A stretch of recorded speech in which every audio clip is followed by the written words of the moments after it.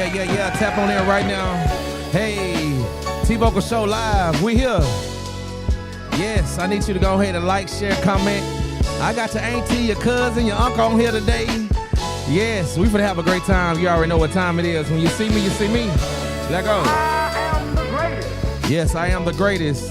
And I got the greatest in the building today. I ain't lying. Education. I'm all about education. I love education. We need education. We gotta have education. Huh? We tuning in a few minutes. Let go.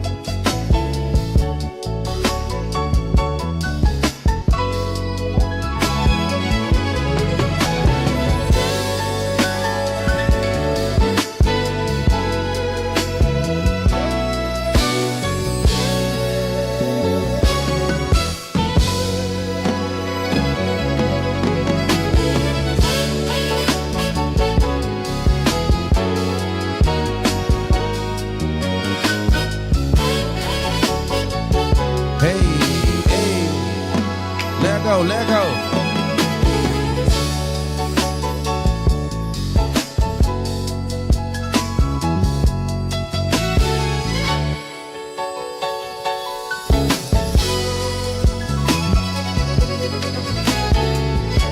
I need you to like, share, comment right now. Yay. Shout out to Rooted Republic Radio. This great music we got right here. Let go.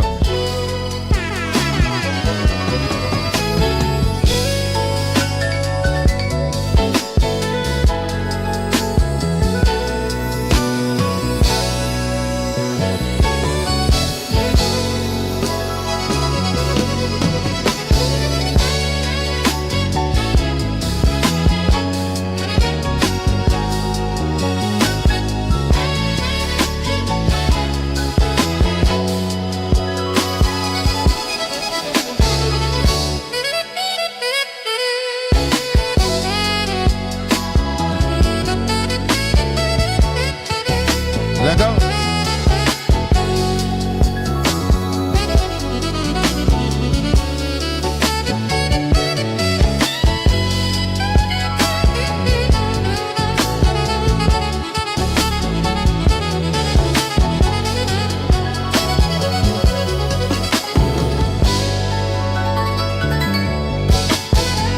Y'all ready? Let go. Hey. What's going on? It's your boy T Vokalz, the host in the building. Yeah. Hey, how y'all doing? Yes, this is the T Vokalz Show. We live right now. Hey, how y'all doing? How y'all doing? Ooh, y'all feel it? Y'all feel it? Ooh, yeah. Ooh, yeah. Hey. Ooh, y'all been Rick, sway. James, Rick, hey, Rick, James. We Rick James on R&B tonight. Let go. Hey, what's going on, man? It's your boy T Vokalz, the host of the building. Yeah. Man, yes. How y'all doing? Well, awesome. Welcome Thank you. Welcome to the show. Welcome to the this the living room. We're gonna call this the living room tonight. Huh? Yeah, this the living room tonight. You know how you have those, you go at your family house, we sit in the living room, we talk. Huh? We don't sugarcoat nothing. We tell it like it is. Auntie, that potato salad, hey, it ain't hitting. You need to add more mustard, huh? We gonna talk. That's how I want y'all tonight. I want y'all to dive deep in. Yes, this is education night. This is teachers edition tonight. Yes, I do love education. I've had my grandparents. My grandfather was a principal for the Cattle Parish School Board for 30 plus years. My grandmother was a teacher as well. She for 30 plus years too. So I've been around for a long time, and they didn't play. It didn't matter if it was a progress report. You better, hey, you feel me? So I definitely love education. I feel like this generation definitely needs it.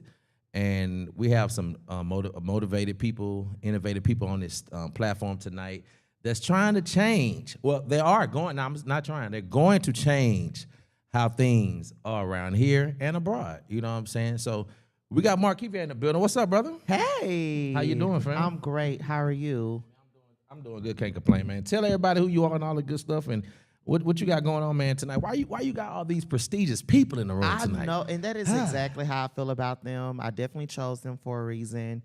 My name is MarvKevea Campbell. I am the owner of MarvKevea's Learning Center, which is a K-12 learning center here in Shreveport. We specialize in math, reading, and all standardized test prep. So we specialize in DIBELS, LEAP, ACT, which is my personal favorite. I enjoy working with kids with LEAP and ACT in particularly. And we've been around for 13 years.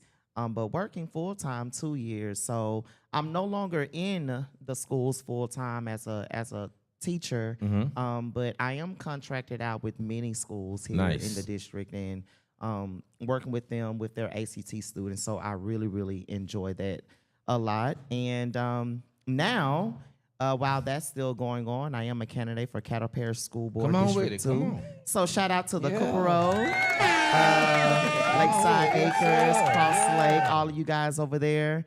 Some of you guys will see me on tomorrow. So it's been a busy, busy summer. Summer camp ends next Thursday.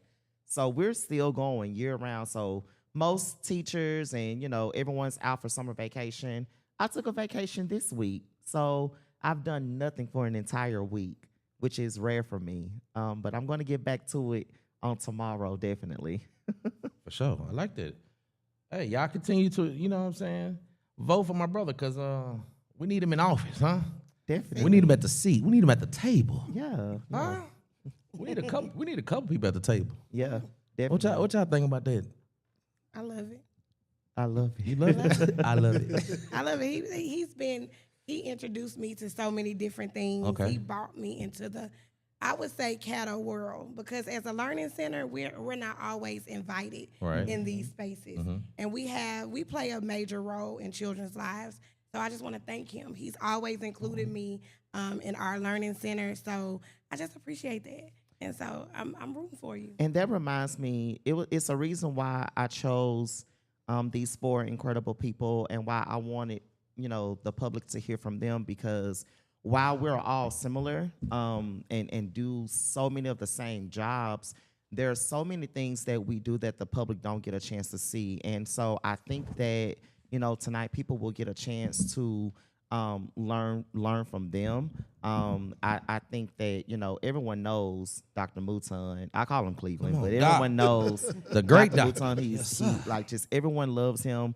Great guy, super beloved in his community. And then you have Sauny, who's a former teacher of the year. I mean, that says it just alone in itself. And I remember when that happened in that particular year for her, I was just singing her praises at that time. You and I connect because we both have learning centers. And I felt that disconnect of like, oh my gosh, when you have a learning center, you do sometimes feel like you're on the outskirts. And then you have Dr. Kim Lumzy, who's here in the audience right now. She's going to be up here really, really soon. I've learned so much from her. We're from the same community. And notice I said doctor. We got doctor. We got doctor. I mean, it's just so much, so much knowledge. And so I think that I'm privileged and I'm honored because I get to be friends with these people. And it's almost like you have a front seat, to them. And that's not something that everyone can say. I'm honored that I can send messages or call these people if I have a question about anything when I want to know something. So for me, that's the best part. So I'm excited for whatever that they're going to share with everybody tonight. Hey, I love it. I love it. You like it. We love it. Absolutely. All that good stuff. Are you clean tonight too, Doc? What you got? Hey. You saddled up? What dress code though? It look like color code. We in the black. We right. in the black. We the outside. So good minds think alike. You know what I'm saying? Absolutely. Yeah. So when I saw this, I was like, hold on, nobody tell me about the blue. I know. And then here I come with the black. So we evened out. Yeah. So we even out tonight. You know what I'm saying? So man, I appreciate you, MarvKevea, for doing what you do for the city. Continue to do what you do. Seriously, it's not easy. It's not easy dealing with kids. It's not easy dealing with parents. People don't comprehend like they supposed to. And people don't read when they supposed to be reading. It starts kind of early. Yeah. Yeah. So it's like, these smaller skills, me having a restaurant here in the city, people come to the table to order. They don't even read. And it's like, it's sitting right there. Everything. And then when they see, oh, well, you took 20% off, well, ma'am, you can see more for it's, you know what I'm saying? Like those things, and we lack of not just read, we just look at stuff, and you're not literally reading it. You know what I'm saying? It's like, we got to get back to that. You know what I'm saying? And it's interesting that you say that, and it might sound like a joke, but I know y'all can probably remember this. You remember we used to be in math class, and they wouldn't give you a calculator. And then your teacher would say, well, if you gave somebody this much money and you don't have a calculator, how much change would you give them? But that is like that sort of thing. Yeah. But that's a real thing, because how many times have you gone to the store and the register didn't do what it was supposed to do, and the cashier is kind of stuck on like, come on, what am I supposed to do here? Right. So little things from, reading a menu, I mean, it sounds trivial. Right. It really does. It sounds crazy, I know, but that's real life, looking at the details of things and being able to, do a simple, math problem, subtraction, addition, when you're at the register, things like that. That's what it made me think of when you said that we used to laugh at things like that, but it's kind of real. Yeah, I mean, it is. I mean, it's a small things. I feel like, that we just kind of like look over, but we got to get back to that. We gotta hold people. Me and my brother were talking about it a few minutes ago, holding people accountable. We got to. We're gonna hold some people accountable tonight, huh? Amen. We're gonna talk about we're gonna talk about, but this is not a message show, y'all. This ain't no we out people out the night. We're gonna talk about this person on this seat. Nah, this is not that. We definitely just gonna tap into their perspective on some things, you know what I'm saying? And we're just gonna have a powwow and just talk about some great things. And also too, even if we get to where it kind of, ooh, wow, didn't hear that. We need to hear that, because we gotta shaking up some things. We gotta shaking up this foundation in Caddo Parish and other parishes too as well. You know what I'm saying? We definitely need to shake up the foundation when it comes to education. And also too, we got two brothers on here that's trying to run for the seat, and we definitely need to get them brothers in. We need more brothers. We need more brothers, because also too, everybody can't play basketball. Everybody can't golf. Everybody, you might be good in education. So now we got people representing, also the young men representing, you know what I'm saying, when it comes to, they basically become the face of our school board, you know what I'm saying? So we definitely need to see more of that, especially men, you know what I'm saying, wanting to do that, because we have some awesome men, awesome young kids that are very smart, but if they don't see, they won't be, you know what I'm saying, motivated to, you know what, I want to go to school and be an educator. Representation. Yes, very, right. Very Representation matters. Yes, we definitely. Yeah. What y'all think about that? Absolutely. Representation matters. Hold your mic up. Oh, yeah, Representation matters tremendously. And one thing that I say to my students in the classroom is bloom where you're planted. So it doesn't matter where you come from, where your background is. You can bloom wherever you're at if you are cultivated the correct way. That's right. So my students are the seeds, I'm the sun, and the things that we learn throughout the school year is the water that nourishes those seeds. And you're going to learn those things, and you're going to bloom, and regardless of where you come from, regardless of your background, you are going to flourish. But you got to have the right foundation around you. You have to have that right sunlight and the right nutrients pouring into you. So in my classroom, that's the environment that they receive, of learning that it doesn't matter who you are, what you look like, what you sound like, because I may not sound like the typical teacher. So knowing that you can learn from someone who looks like me, who sounds like me, who's not originally from Louisiana or Shreveport specifically. So me coming into education, having to learn the Southern way of teaching and having to learn the Southern way of learning, it was a challenge for me. But once I learned how my students learned, that's where that connection came in. And before we start doing anything curricula, we have to build a connection with those students. Connection. That's true. That's correct. Anybody else? Anybody else got something to say? Come on, talk. When you talked about representation, it just made me think back to my 6th grade year in elementary school, where I received my first African-American male principal. And ever since then, I set out to make sure that I was principal just like him. Come on, very inspiring guy. Always took time with me. I was always in the principal office, of course. Okay. And so I can't see that. He saw way more than just the behavior, and it takes that because he understood where I was coming from and where I needed to be going. Nice. Representation, we definitely need that. Definitely need that. So before MarvKevea get up out of here, you know, so we're gonna kick him off the stage, y'all. We gonna kick him out. But do you have any questions for our panels? You know what I'm saying? I know you probably have some things because we want to tap in tonight, and I know you probably got some good things. So hey, I'm gonna take it away. I'm gonna give you the flow today, bro. Honestly, what I want to do, I want them to boast about themselves. Okay, you want to get that? Let's go. The people who they are. You have given me this platform so many times. For sure. And I'm in an era of my life where these 4 people are my friends, and I want people to know more about them. So anytime I'm here, whether I'm on the news, if it's another podcast, I'm always bringing other educators with me that I feel like that the city needs to know about. And depending on what the reach is, maybe even the state. I mean, you know, Kim can talk about that. She's been on the news with me 3 years in a row, I think it's been now. So I'm all about making sure that people know that the best and brightest really does come from Shreveport. We have incredible teachers here, and so many of them are my friends. And so I just want to be sure that, you know, whatever, you know, little light that I get, that I'm sharing that light with them too. Sure. So go ahead and tell everybody about who you are and what you do. So who we going? Let's go with the ladies first. Yeah. Start down here with the lady because she's swag with this red glasses on. She's swag tonight. Ready. I'm loving it. She ready. Yeah, she came in with that good energy. Tell us who you are, sweetie. Good evening. I'm Rhyna Blackwell-Gilliam.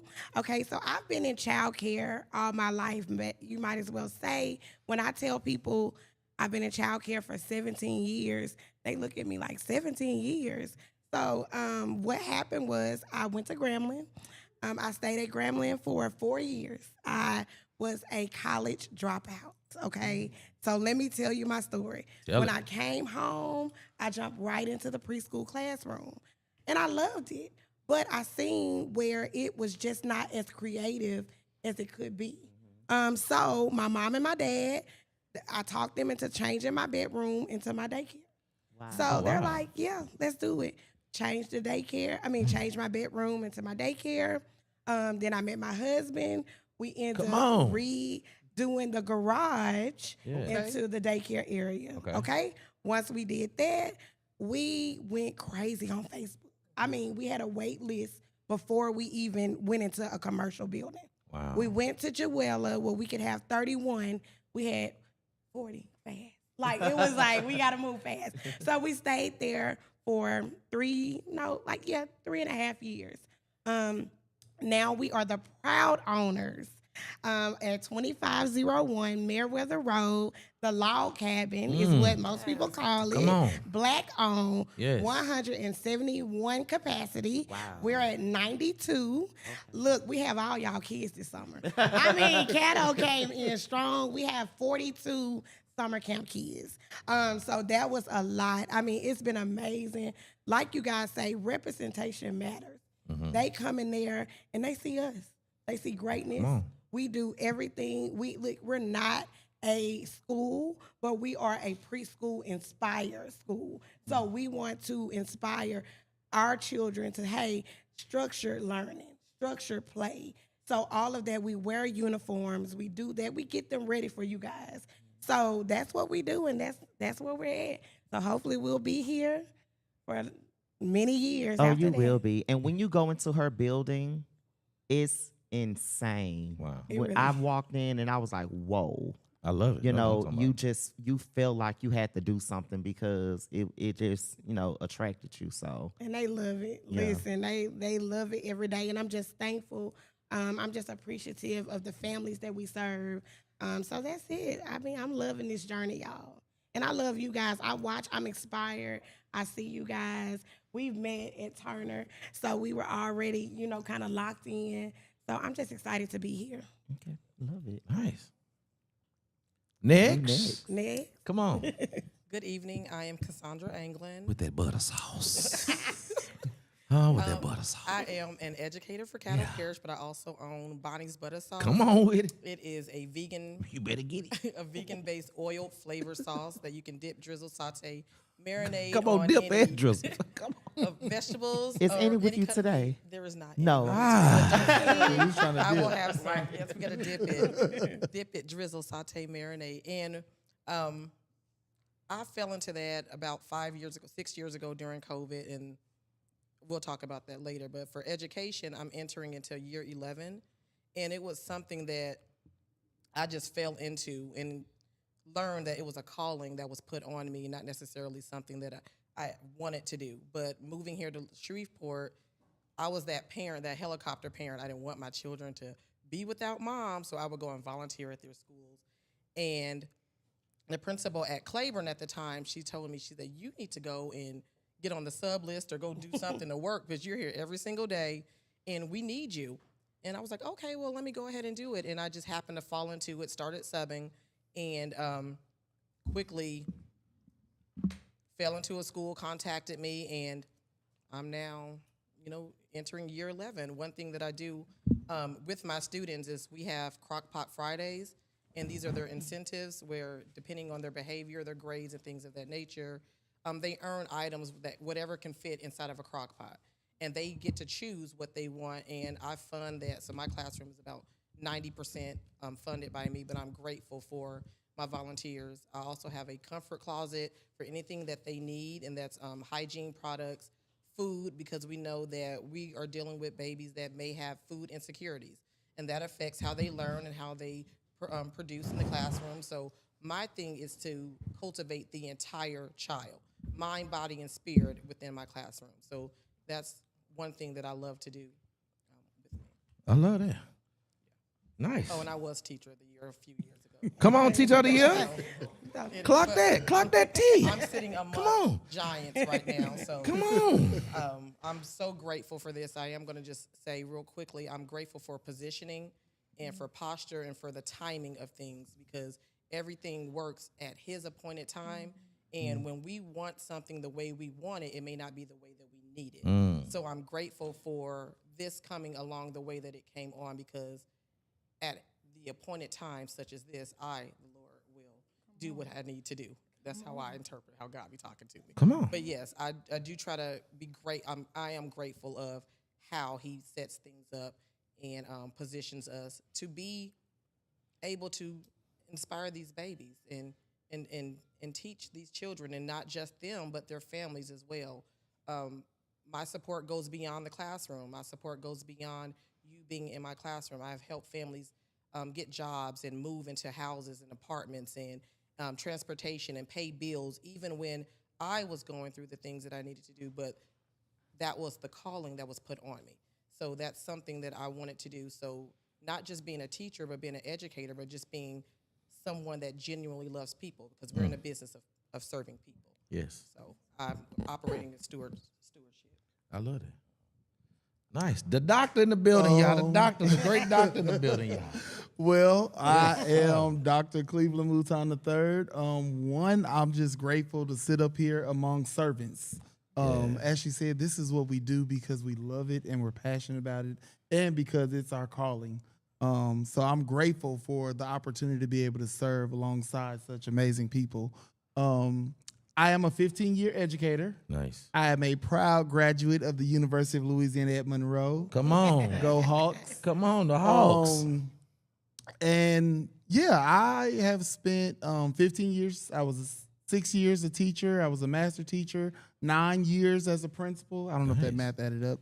5 years teacher, 1 year master teacher, 9 years principal. And so I've served in different areas. I've worked in Houston, I've worked in Monroe, and I was super excited to come home to Caddo and serve our own children as a proud graduate of Huntington High School. Raspberry Lane. 2007. Huh? You got to be on Raspberry Lane. That's right. Come on, That's Reverend. right. Yes, sir. But yeah, I focus on school turnaround. So Shout out to Caddo Heights Math Science Elementary School, Yes, improving those test scores, changing not only just the school, but that community. That community is my community. So Come on. I love we're it. grateful and we're happy about serving them each and every day. We thankful for our parents that partner with us. They know when I come to the scene, I mean business, but it's all out of love. It's all for putting their kids first. So just grateful to serve. I love it. What he said, grateful to serve. Because everybody, listen, first of all, I feel like you have to serve before you become a leader. You feel what I'm saying? You have to, and people wants to be leaders, but then you ain't served nothing. It doesn't add up, because if you have a business like yourself, you have to basically do everything at first. Wear every hat. You know what I'm saying? But while you wearing those hats, you understand these job descriptions. Mm-hmm. So once you get people to fill in those job descriptions, you're going to have a little, you know what I'm saying?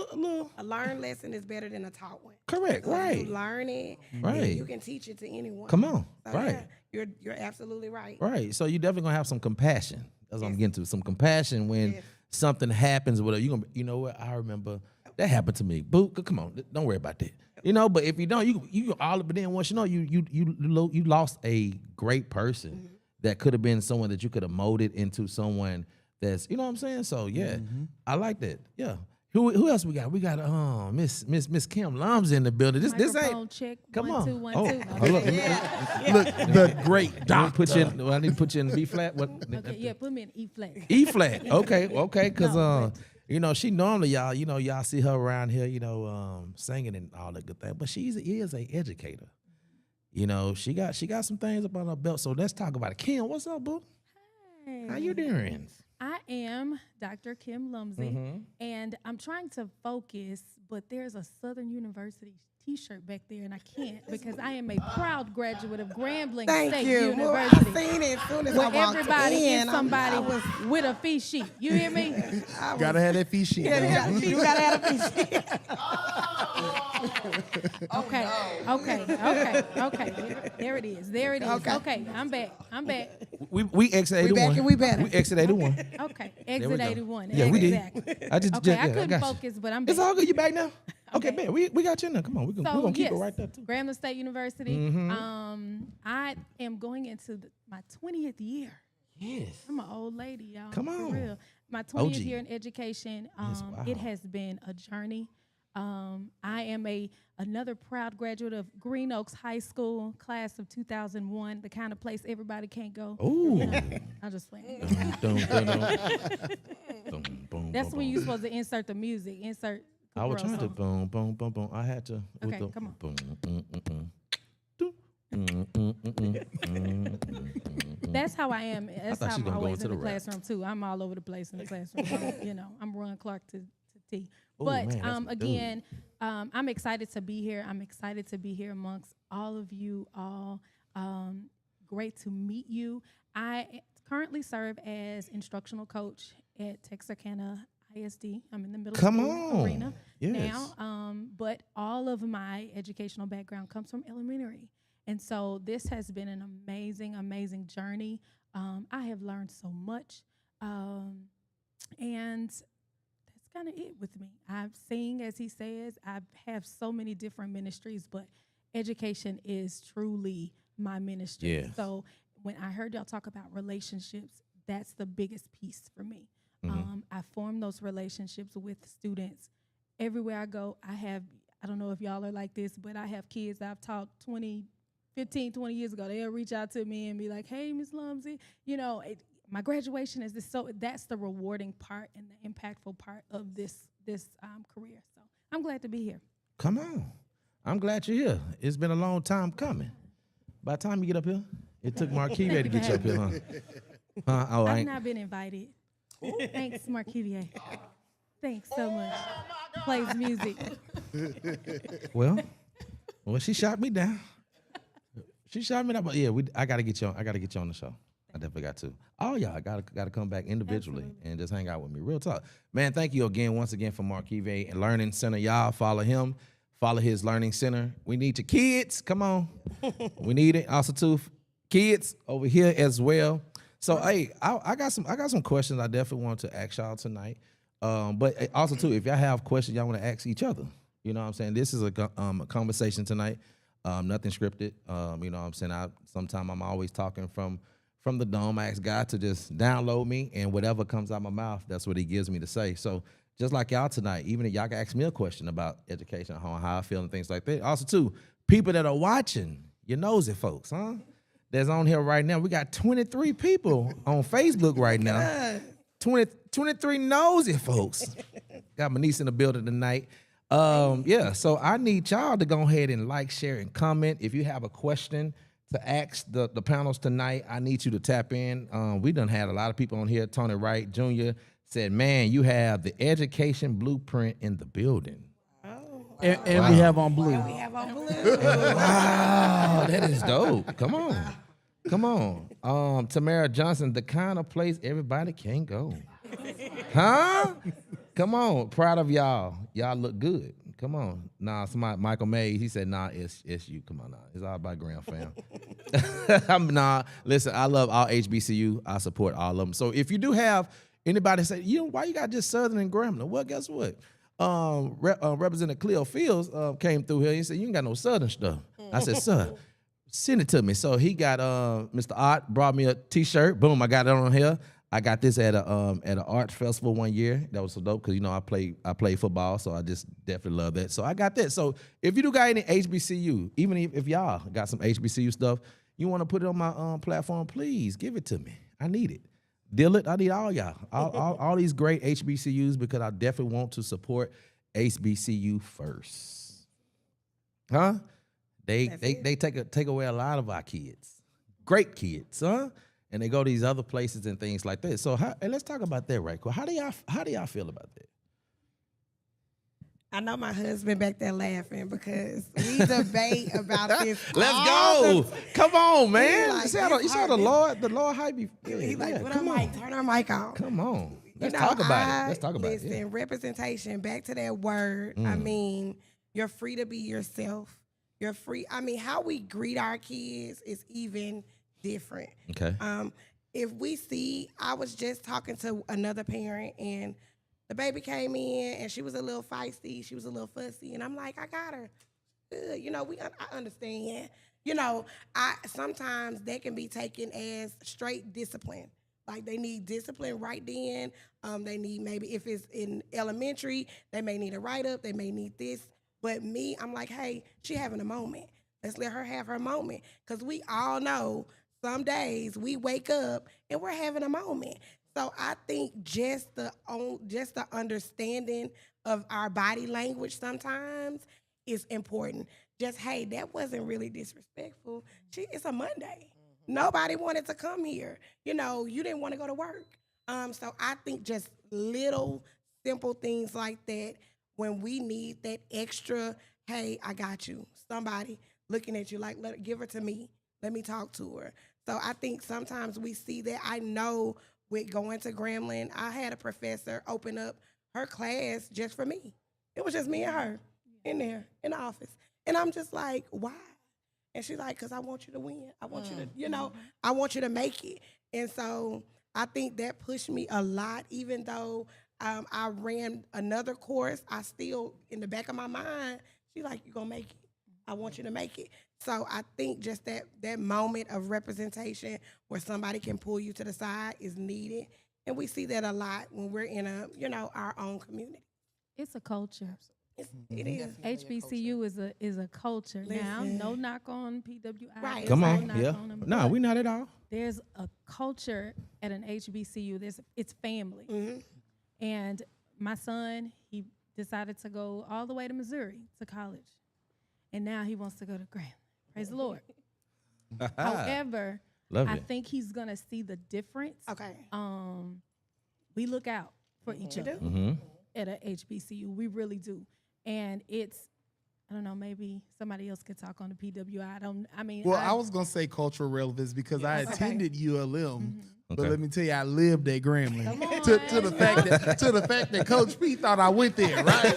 Yes, but sir. I also can appreciate the experience that HBCUs provide. And I'm super excited because in 2 weeks I get to drop my baby brother off at Southern University. Nice. Come and on. he gets to get that Yes. experience Nice. and that's what I've told him, having the culture. Just when we went for registration and orientation, I mean, they took him in, they showed him, this is your family. If you got a problem, you better come to this office right here. And I can say on the opposite end, attending a PW, I did not have that.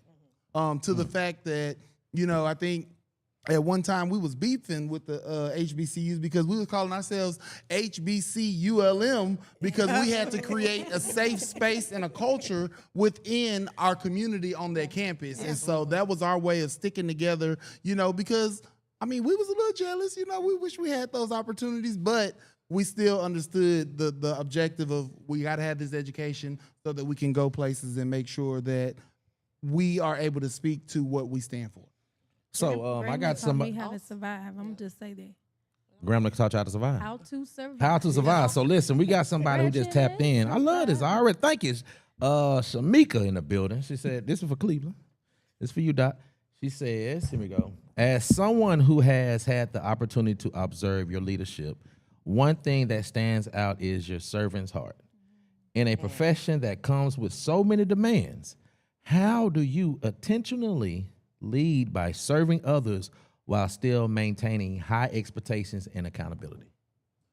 That's good. That's a good one. You hear That me? is a Come good on, one. It is. Come on, Shamika, let's get in tonight. And I love this. I think Shout out to my boy MJ in the building too.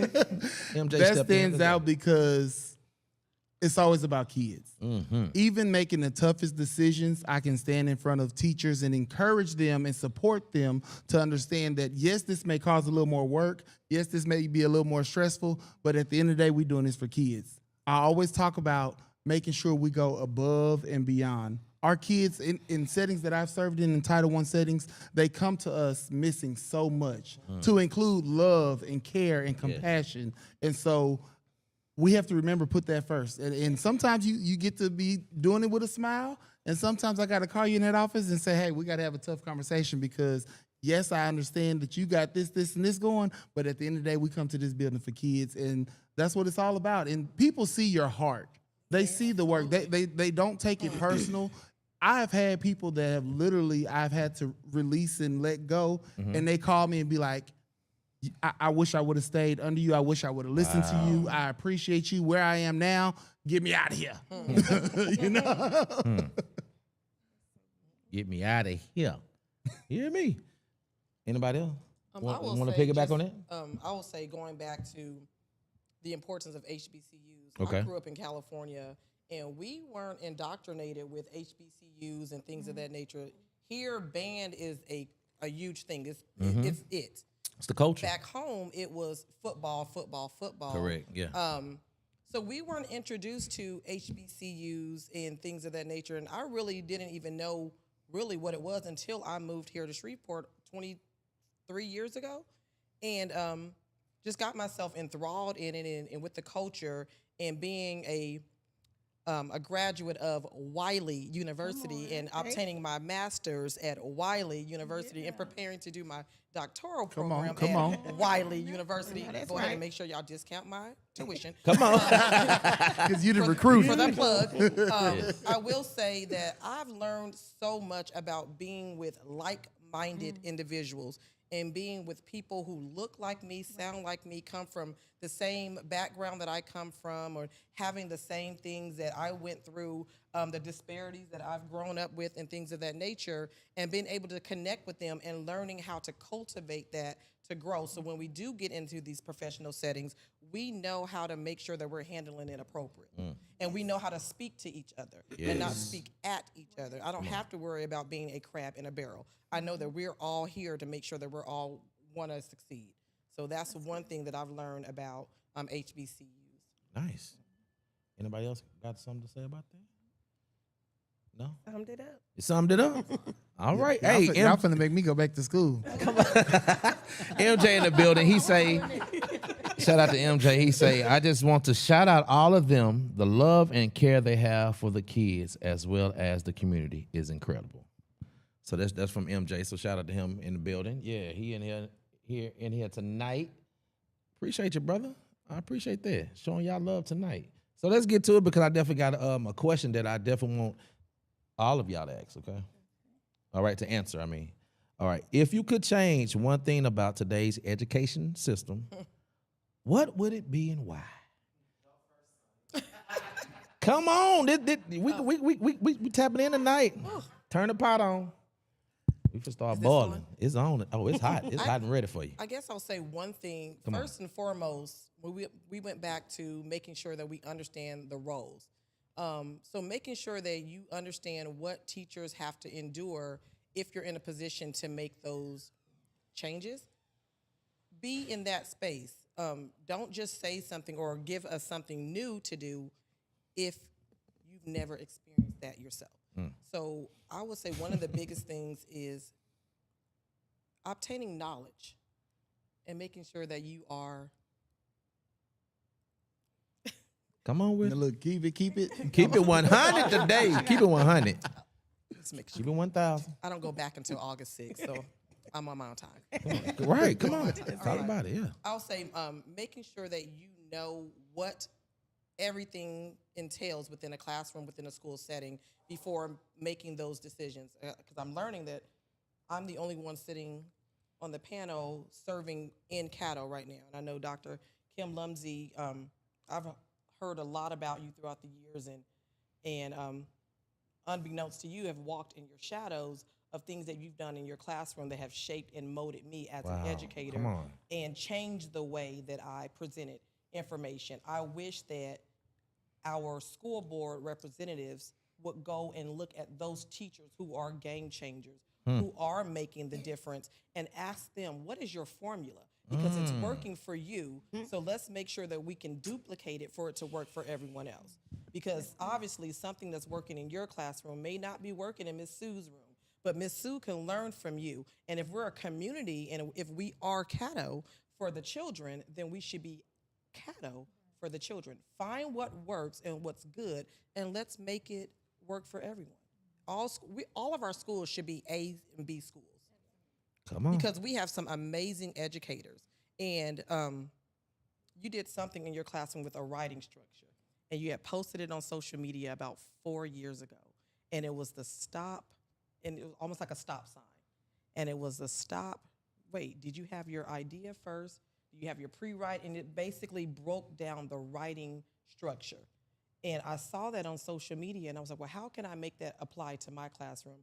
And not stealing your concept, but making it applicable to my students. Come on. And I just started studying how to do that and introduced it to my students. And when I tell you, it significantly changed the way that they wrote, because they were learning, I have to write this because this is information that was given to me. Well, let me help you first and foremost like the topic that you're writing about. Can you relate to it? How can I make it relatable to you? Because statistics show that children will write more about what they know and what they've personally experienced. So let me help you experience it or relate it, and then that way we can go ahead and get that writing. I think if Caddo taps into that of what works, and you're seeing all of these teachers successful, let's go ahead and make it work for everyone. So I know it was a very long. No. We got time tonight. This is education. We got time tonight. To add to that, come on. I think our students, and I'm going to talk about African American population, they lack background knowledge. And that is what is hurting us. And they lack being exposed to. And so even if parents, families don't have the resources, I think that in schools there should be virtual field trips. There should be opportunities where people from other nationalities come in to have conversations so that they can make a connection to what they see on these standardized tests. That's a whole nother, story for another day, but it's background. And that's where we're seeing those achievement gaps because they can't make a connection. And research shows that students who travel and have trips with their families engage in academics different than those who do not. And so my teachers will tell you. Interesting. In my budget, when I'm doing a budget, field trips, Buses is paid for.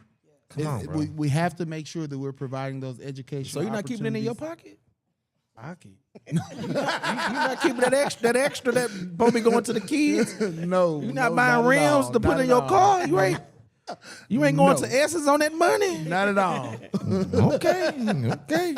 I like that. But we have to give those kids those opportunities. Facts, bro. Because Yes. I like we have that. to overcompensate Come on, man. for what Yeah. they're not receiving. Yes. Because Come we on. want them to be able to equally compete. They're not just competing against the kids in their class. Come on, They're not facts. just competing against the kids in their state. They're competing against kids worldwide Yes. when it's about education and job opportunities. Absolutely. Right. Facts. Yeah. That is so true, bro. That is job opportunities. It's amazing when you said about kids leaving and going other places like that. My grandparents took me to different Chicago when I was a kid. Took me to Disney World when I was little and things like that.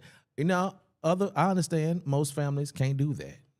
But if you can, do it. You know what I'm saying? And then if you can't, use your imagination. Come on. That's what we do at Learning Ladder. We are a non-transportation. Yes. But we use our imagination. Imagination. We bring it to them. We go to the movies. It may be we do the tickets. We turn the lights off. We get the big screen. We might go to the zoo. It's things that we bring on campus. So like they said, you just have to get creative. Yeah. And know that, hey, even if they can't go, we're going to go. We've been on an airplane before. Yeah. Our kids will tell you we did the tickets. We had the chairs set up. We had the flight attendant. Hey, do you want your drink? Do you want your chips, your peanuts, things like that? Yeah. So if you cannot do it, use your imagination. It's no reason why they can't, because kids, they believe. We are the teachers. They believe us. Yeah. Hey, they'll get in role play if you get in role play. So like I said, if you can't go, then look, let's create it. That's great. I like that. And as an educator, you have to sell it. Yeah. Because your students aren't going to buy it if you don't like it, if you're not into oversell it. it. Right. They're You gotta not gonna Especially get kids. it. You And know my what I mean? middle school, my Show middle me schoolers state. are definitely not going to do that. So one thing that I did this previous school year was my first year teaching 8th grade. I had to find a way for their culminating writing task for one of their units, and it was the Call of the Wild. And I had to revamp it to where they would enjoy writing about the Call of the Wild. So they had to turn their culminating writing task into a movie trailer.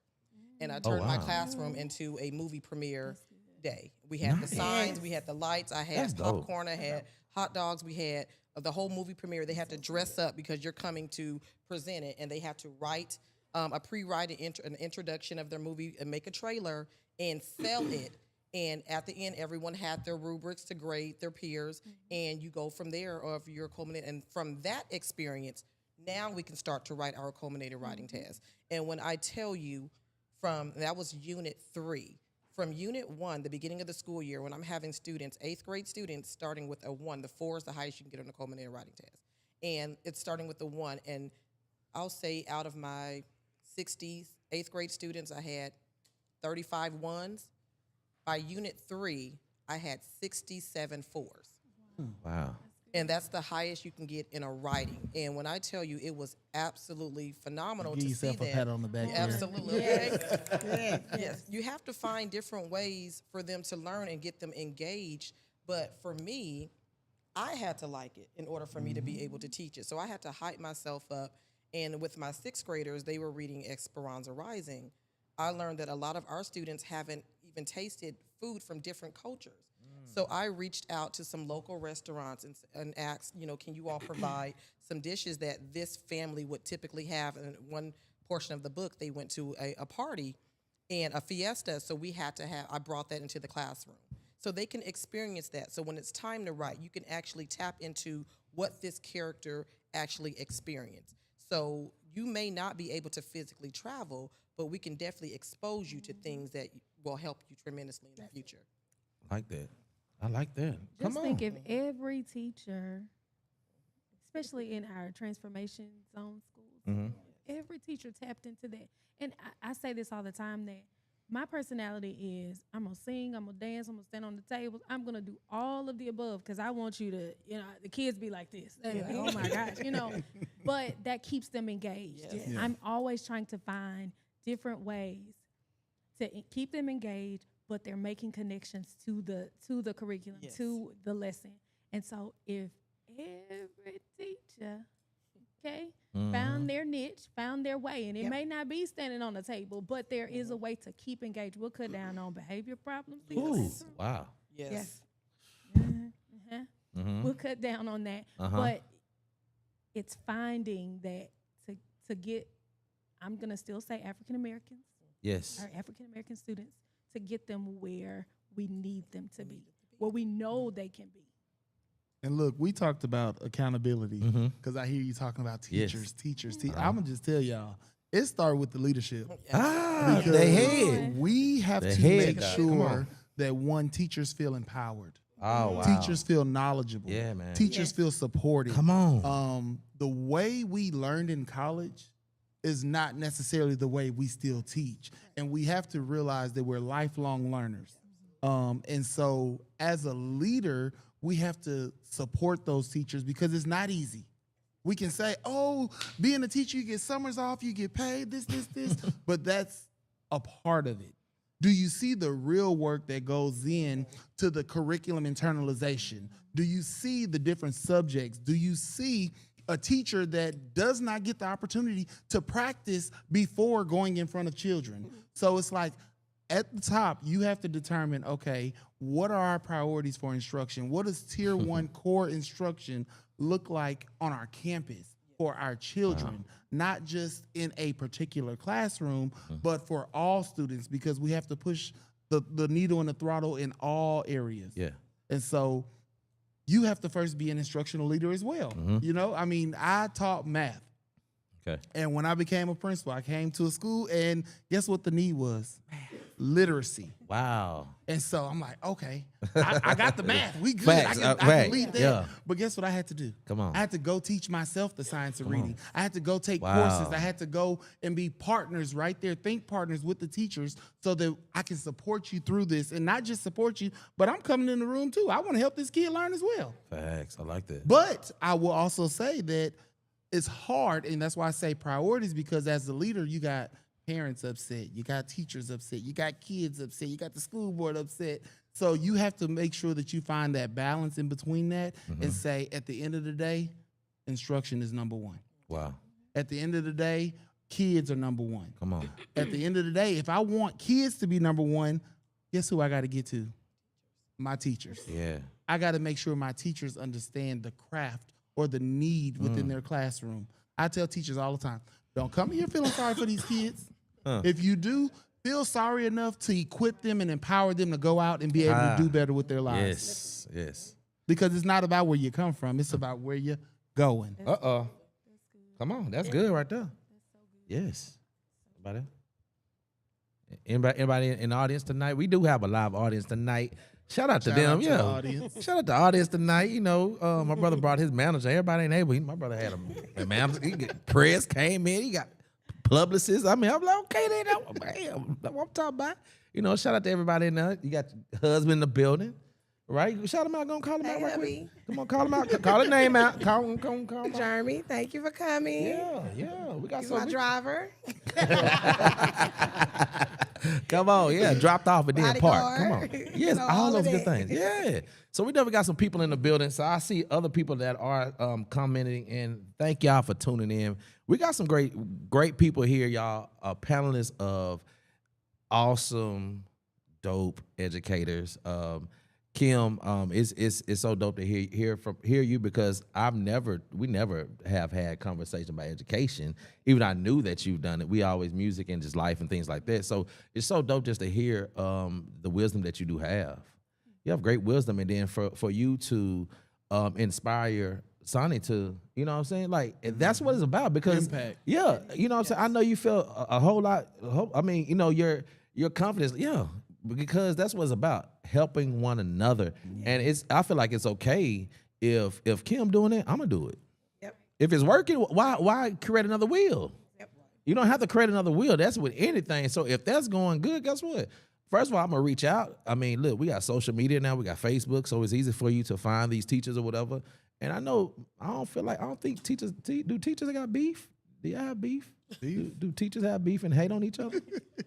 Is that a No, like we're always taking ideas Absolutely from each not. other. like in the rap game, you have rap beef and things like that, in the music industry, but in the education industry, we're not. There's no room for it. I love Okay. everybody. Okay, I'm High School I'm Musical. just trying to know. All in I'm this trying to- together. Okay, I'm just trying to know. You know what I'm saying? I don't need no principal hating on other principals.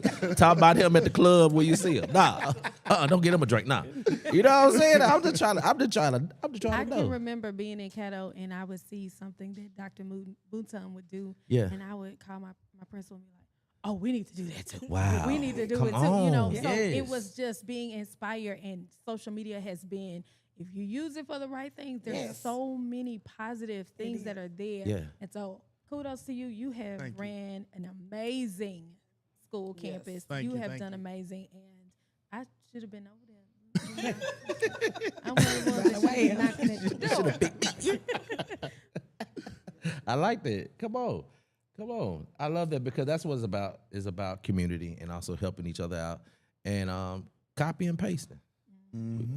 Right? We're gonna copy this and paste it over here. But make it your own when you're correct. doing it. Most But definitely. make- Most definitely. And that goes back to when we talk about relationships. Yes. With your students, knowing your students. That's climate and culture. Knowing the classroom setting and where you're at and your demographic and things of that nature. My heart is always going to be making sure that the children who look like me and mine are getting what they need. That does not necessarily mean that I'm not going to service or provide for the other children. It's just I know, as you said, Dr. Lumzy, Dr. Mouton, we have to make sure that we're giving them a double to make sure that we have an even playing field. And we want to make sure that all of our children are able to be successful and exceed us. That's the goal. When we have our own children, we want to make sure that our children are doing or have done better than mom, dad, and whomever.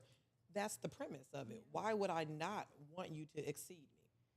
That's the goal. So making sure that we're giving you everything that you need so you can be successful, so you can go and you can start the next garden. You can be the next teacher. You can be the next politician, president, doctor, judge, forensic pathologist. Whatever you want to do, let's make sure that we're doing it and cultivating our babies appropriately. Appropriately. I like that. Sonny, you on it tonight? You Yeah, girl, Sonny on fire. Girl, she on fire tonight. I And can she in tell the if middle. she's a teacher or a preacher. You hear me? Cause listen, when she first got on this set, she was sweating bullets. Huh? What? Oh, don't- Listen, because when she started, I wanted to lift my hands and you listen. Give us a Listen, word. you got anointing on you, girl, tonight. Come on, When you go, I love you it go though. through things in life. Yes, for sure. And God has a way of operating things Come on. and your students need to see that as well. Your Yes. children need to see that. Your coworkers need to see that. Your administrators need to see that.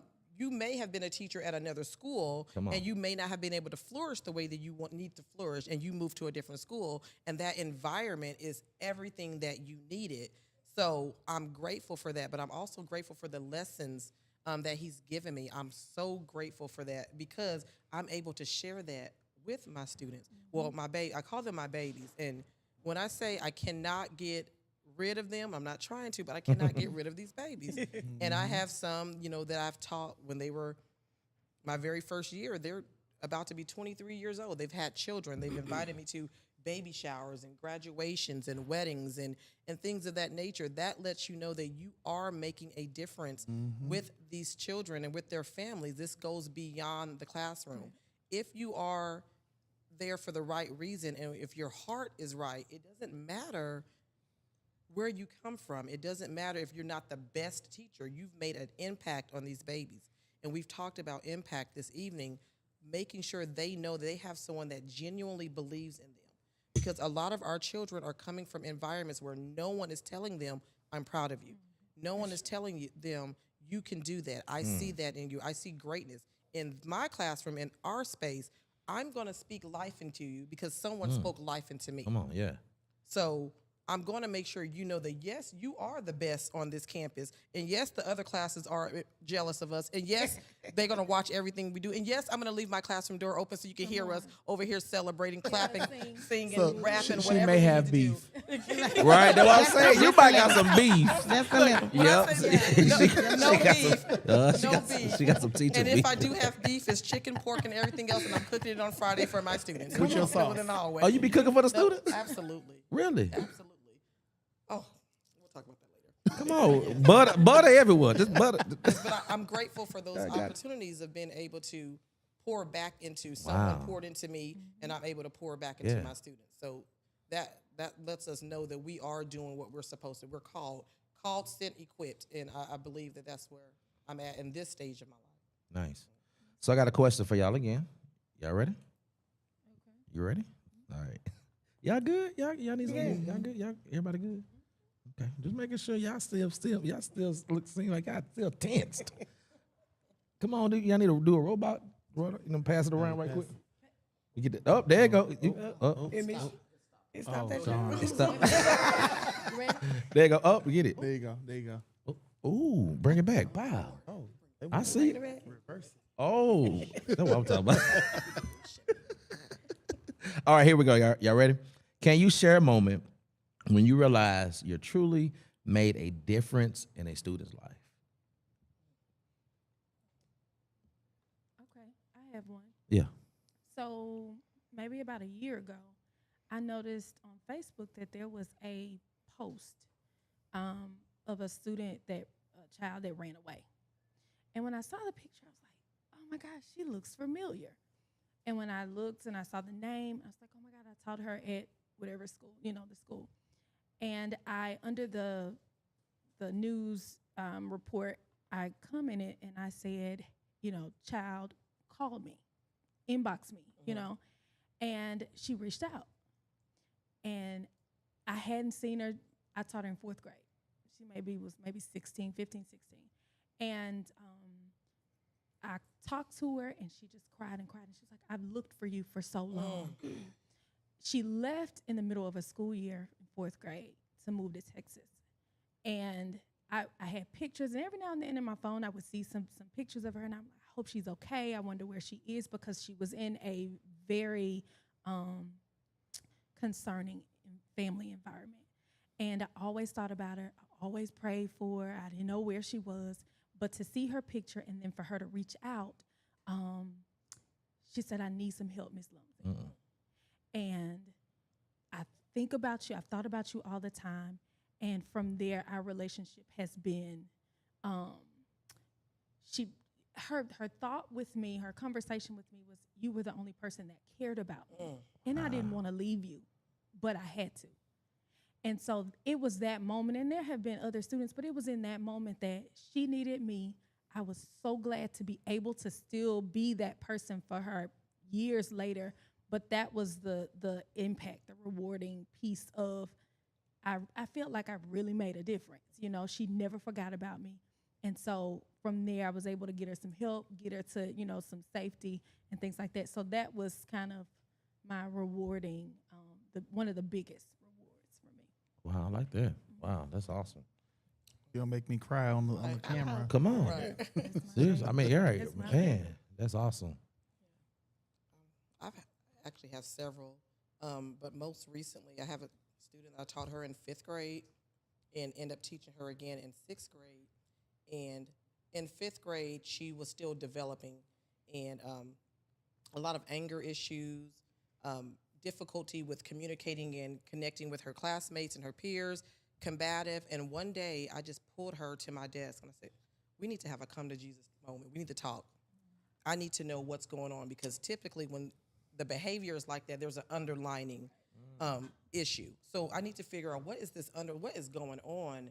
And she just broke down and told me everything. And I said, well, is it okay if I call your mom and let's have a conversation with mom? Because I think she needs to be involved in what we're what we're talking about. And I reached out to her mother, and mom broke down on the phone and said, you have no idea how hard it has been of trying to get her to open up about this situation. And she felt safe enough to open up about it with you. And that child has been with me. She's about to enter her 10th grade in high school. And she's been to every single one of my children's graduations, Thanksgiving, out of state with my family. She's met every member of my family. She's been to every celebration we've had. She spent Mother's Day with me, Easter break. They're at my house, and when I don't have my own children, I have my students and things of that nature. And I was like, Lord, girl, I can't get. Listen, I'm an empty nester. I need to be able to empty nest. And she was like, no, I'm coming to your house. And, Mama, what you got going on? Mama, what you cooked today? Mama, I'm coming over. And next thing you know, you're hearing someone knock on that door. But it's to the point where she's so indoctrinated with my family. My dad will call from California and say, hey, is blank coming to the graduation next year? I need to add her face to the shirt. I said, girl, you made it. Because once you get your face added to a little family shirt, come on. That's it. So that lets me know, yes, you are doing what you're supposed to be doing it, and you're doing it in the way that you need it. But I saw me in her, and I had to tell her that if we don't correct this behavior, baby, it is going to be detrimental for you.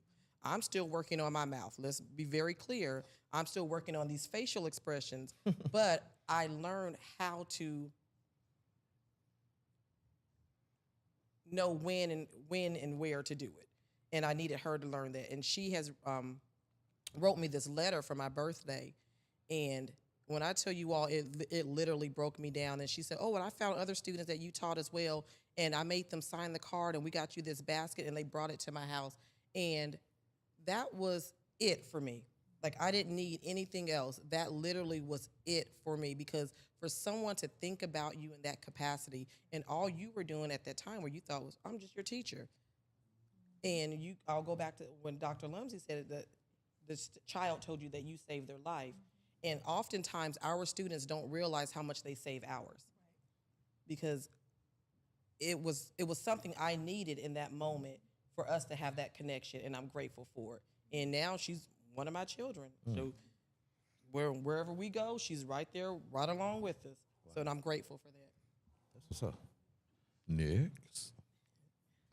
Okay, well, now that I'm thinking about it, I actually said something about a full circle today. On my Facebook page, I posted my summer camp kids, and they did a good luck sign. They all made each letter because I was so nervous. And so, I'm talking to them. I'm like, y'all, I'm nervous. Like, you gonna be fine. They like, you gonna be clean. I know you're gonna be clean. I know you're gonna be clean, Miss G. And so when they did that, I didn't realize I had about 6 of them since they were infants. So from 2019 all the way up to 3rd, 4th grade right now, I've had them. I've molded them. Their family is like my family. Shout out to Georgia, Carter, Natalia, all of those. Those are my babies since I was in my garage. Wow. And so they're still with me. Cameron, I can't get rid of them. They are still, now they're friends with my children. So I didn't realize it. Just listen to you guys' story. I came full circle, and it's not even done. They haven't even reached some of the levels that y'all have reached. So I'm telling you, if you play a part in these children's lives, they will not forget you. They will not forget you. They love on you every day. I mean, the hugs we get, the smiles. Don't let you have on nothing good. Oh, they don't. Right. They don't let you, the girls, your nails, from your hair, from everything. They love us, and they look up to us, and they're just like, I just keep going back, that showing them, you can be great. You can do this. This can be you. And so I just love it. I love that, especially women, teaching other little girls that may not have or may have it, but just need another outlet. I want somebody, if I can't reach my daughter, I hope someone else can. So I'm just happy that we can create safe spaces, even with me just creating them at a young age. So it's just great. I didn't realize I had a little full circle moment. Oh, look at that. Come on. Doctor. Mine is always when I'm invited to a high school or at this time now a college graduation. Okay. Yeah. Telling my man. age, but my kids find me on Facebook and they're like, I remember you. Because let me tell y'all, I take math very seriously, okay?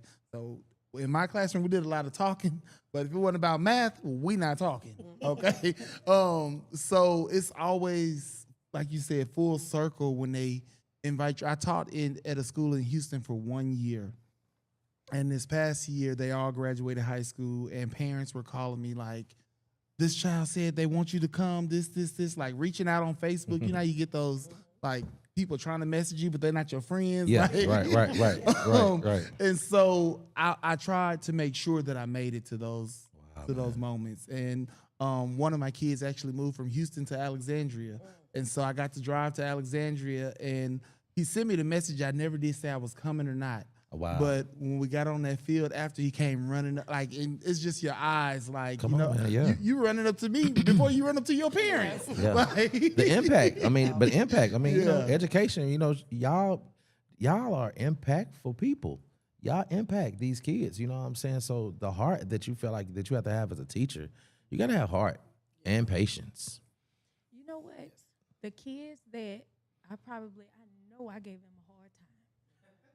I mean, wore them out tears. Those are the ones. Yeah, the that Lord. will Those reach are out. always the ones that come I saw one of the student at a graduation, Yeah. and he was like, Miss Lumzy, I went to jail. And I'm like, what? And he looked like he was about to beat me up. I didn't know. I'm like, okay. I said, okay, you all right? And he was like, yes, ma'am. And he walked away with some of his friends. He turned around, he's like, Miss Lumzy, I love you. I was like, I'm a real G out here, and I'm about to cry at this graduation. Yeah. Come on, wow. But it was, I wore him out in fourth grade because I saw so much potential in him. But the fact that he remembered me, the fact that in the midst of all his friends he was hanging with, he turned around and he was like, I love you. Thank you. Listen, that wore me out. That was it. That was it for me. So it's the impact, like you said, it's the impact. But do y'all see the passion that's up here? This is not a job that we go to because we want a check. Right. This is a job that we do because we genuinely love impacting children. And I don't know everybody's background, but I'm the child, like I said, that was in the principal's office that struggled to read in 3rd and 4th grade. And a teacher taught me, kept me after school, moved to the next grade with me, and made a difference in my life. And so when I see kids in 3rd and 4th grade and like, I don't know how to read, I'm like, you don't know how to read yet. Because we gonna get you there. Come on, yes. You got me? Because that's too Yes, early sir. to give up. Come on, Like, facts. that's too early to give up. Come You're on, just brother. getting started. And so it's like we get to take the love and the passion that we got from people pouring into us and pour it into children. And that's why early when you said, how do you do it? Because it's natural. It's not a fake the funk. I'm not here to be a leader because I want to be in charge. I'm here to be a leader because God said, go do my work. Yes, sir. Come on, man. Come on. Facts. Yeah. I like that. Come on. Wow. They gave me chills on that, bro. Seriously. All right. Come on.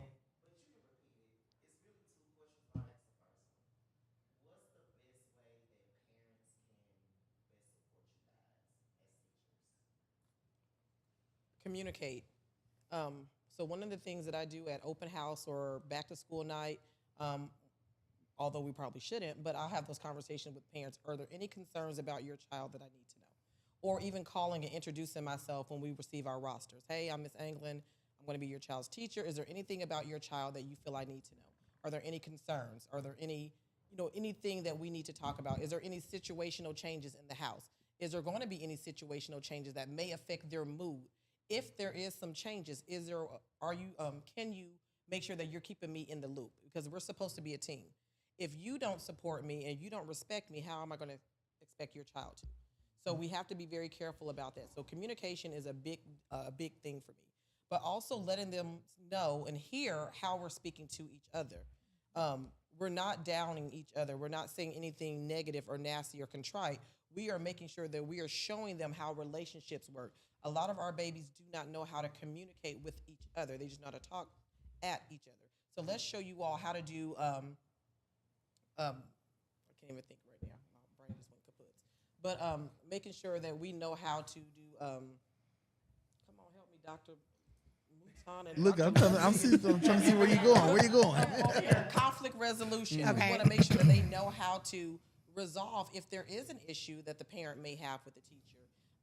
Let's resolve it. Let your child see how we have resolved that in a healthy manner, because that's going to affect a lot, and that's going to affect the culture in the classroom as well.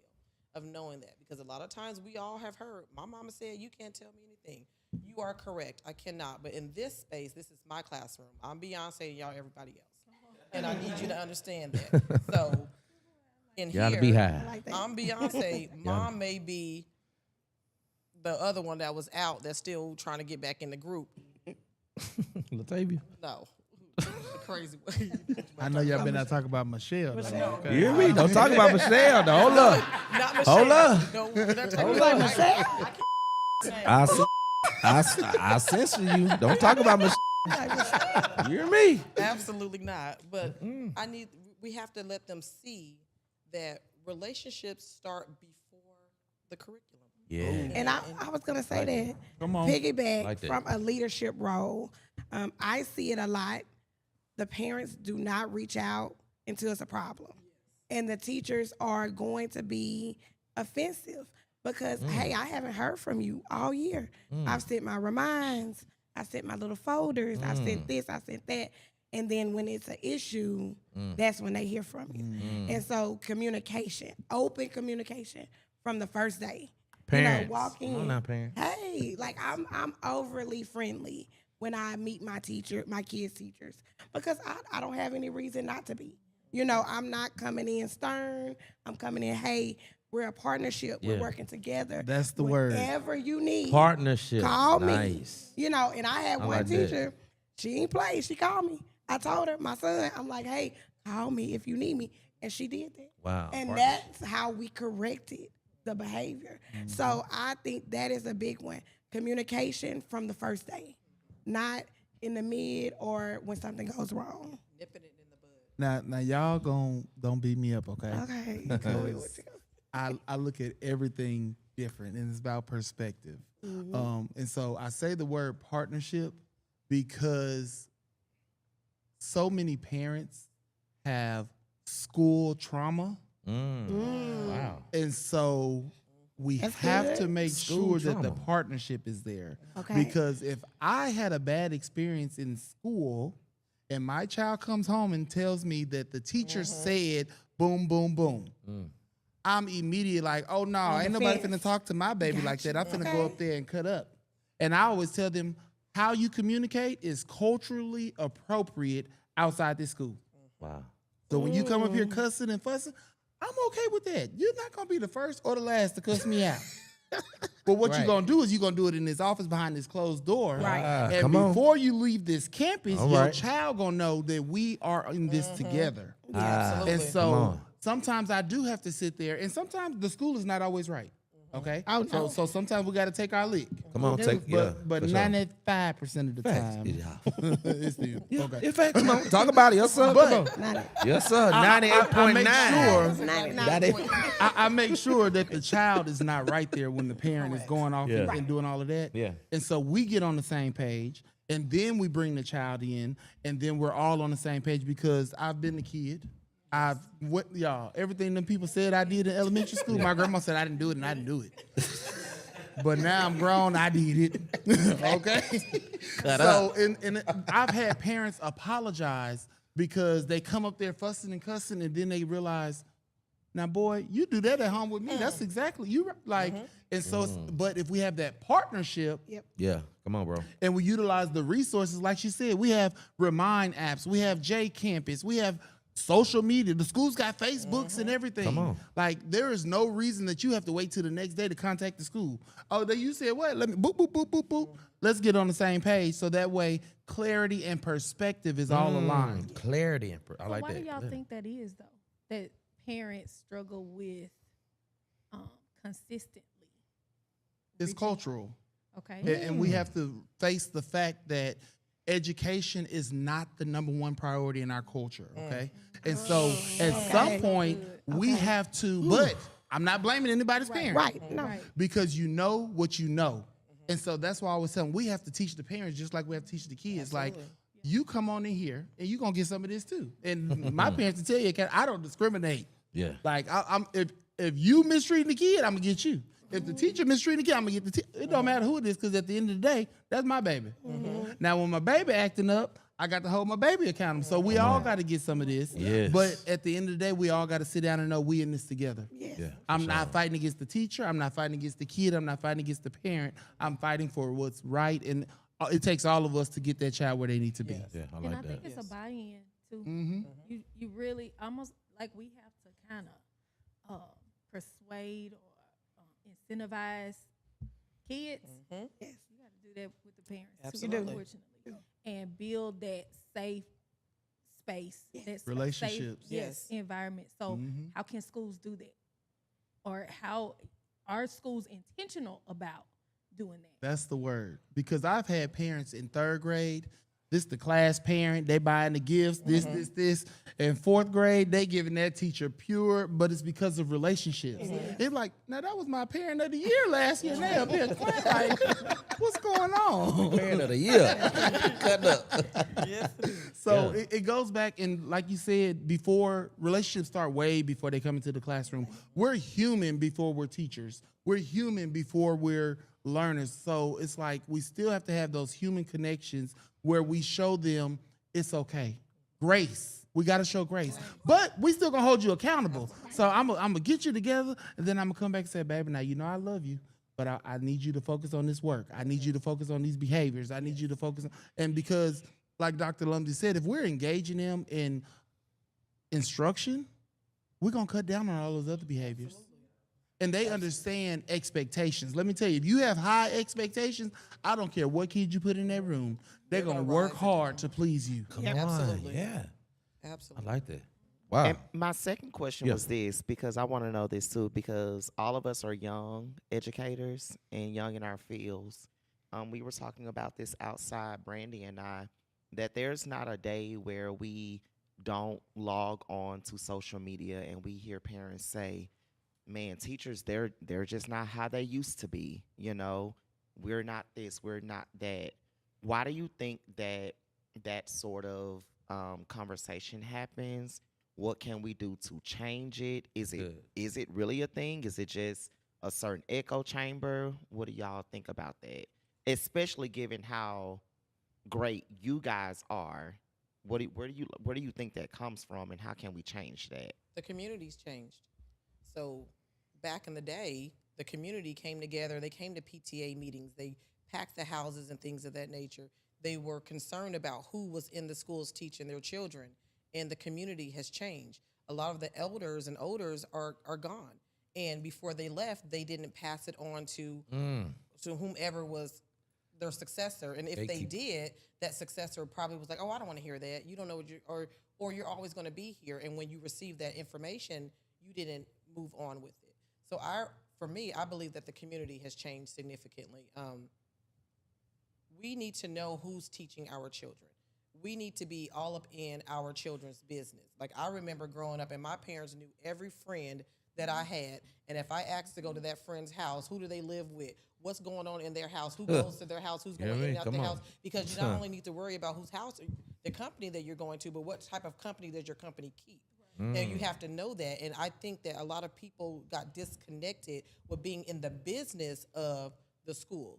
And, you know, getting in that business. We can't always show up when there's an issue. And when we're showing up, we don't have a solution. The solution is being there. That is it. The solution is being there, being prevalent, being letting your children see you at these meetings. And it's unfortunate that sometimes we'll have the same parent showing up to everything. And that one parent can't represent a school of 600, 700 students. We have to get the parents back involved, but also we have to get the teachers back involved. We can't have a meeting if this is about what's going on the structure of the school, and our teachers don't show up. So, well, you're not there, so why do I need to be there? You don't care, so why do I need to care? We need to, and I understand that we have a lot going on in our lives as well, but we have to make sure that if this is what we are fighting for, then let's show them that we're fighting for. I mean, that's good because it brings me back to my good friend. She owns ABC Learning Center, and she invited me to her church. I think it's Impact Church. Shout out to Ashley. Yeah, shout out to Miss Ashley. My client. So her pastor, he said something, and it resonated. It was a young lady, and I believe she, I think she worked more on the early childhood side. And so he was praying for teachers. It was an event for teachers and for learning centers and things like that. So she basically said, I'm tired. I don't want to do it. I don't want to do it. And he said, get out. He said, are you at a urban school, especially? And she said, yeah. He said, get out. He said, because our babies have enough going on. They have enough. They need people that want to be there. And so I think if everyone takes a hard look at themselves, hey, do you want to be here or do you not? Do you love our babies? It's not made for everybody. Or do you? It's not made. It's so many jobs. It's so many opportunities. So if you want to be here for our babies, it's gonna be hard. It's gonna get ugly. You know, we're on the battlefield basically. These are new babies. These are new kids. If you want to be here for them, be here for them. It's not gonna be easy every day. And so when he told her that, I was shocked. Because he was real. It was real. Like the room was quiet. She was like, "Okay, let me quit my job." But he basically told her, "Get out now, so that these babies can get someone else in there that wants to be there." And that's the bottom line, I think. When she said community has changed, Yeah. I thought about all communities. All because communities. no offense, but as a teacher, that community has changed. It has. The old school teachers didn't play. You can call At your all. mama, your daddy, whoever. Yeah. Boom, boom, pow. Facts. And it's like the community of teachers that we're getting now are afraid. They're afraid of being sued. Oh, yes. They're afraid of Yes. being fired. They're afraid of, and so they are letting kids get away. People Social going on media. social media. Every day. And so it's like Ain't lying. Them, we have to make sure them that. students laying hands now. They started to lay hands on you. But as the community changes on one side, it has to change on the other does. side. Yes. And we have to understand the structures Like that. that we need Yes, to sir. put in place so that we can still be effective Come on. educators. Because I don't mean no harm. Yes, sir. But that same kid that's clowning in that room, Come on. go in that room over there and listen to all the rules and be the star student. It really Okay, is so right. at some point we got to reflect on what's in Yeah, place come on. and our mindsets. Yeah, man. Are Yeah. we in this situation thinking, well, they ain't gonna do nothing anyway? You send them to the office, they're gonna send them right back. Like, what are we doing to put in place so they don't even have to go to the office? Right. Because when kids are showing or displaying actions, there's a need. There's something there that they need that's not being fulfilled, whether it's attention, whether it's whatever. And it's like, how do we get to the bottom of it? And I know y'all like, well, teachers got enough on them. They ain't got time. I agree with you 100%. But somebody in that school got time to pull that kid and work with that kid. Come on. And come talk to them, get them together, walk around, bring them back, do something. But it takes community. So the I love school that. Yeah. has to have that community. The teachers have to have that support because I can't stop every time you cut up and call your mama. I got to on. keep teaching. Come on, bro. Because at the end of the day, they got to take a state test that's going to hold me accountable. And what's up? Come on. So it's like, how do we make sure that our schools are utilizing the resources? Shout out to Volunteers for Youth Justice. Shout out to Volunteers of America, the Yeah. people that are partnering with our schools to fill the voids of not having the resources that schools need, because it's more than just teaching and learning. Help us It's out. more than just a uniform. Like, Come on, talk about it, bro.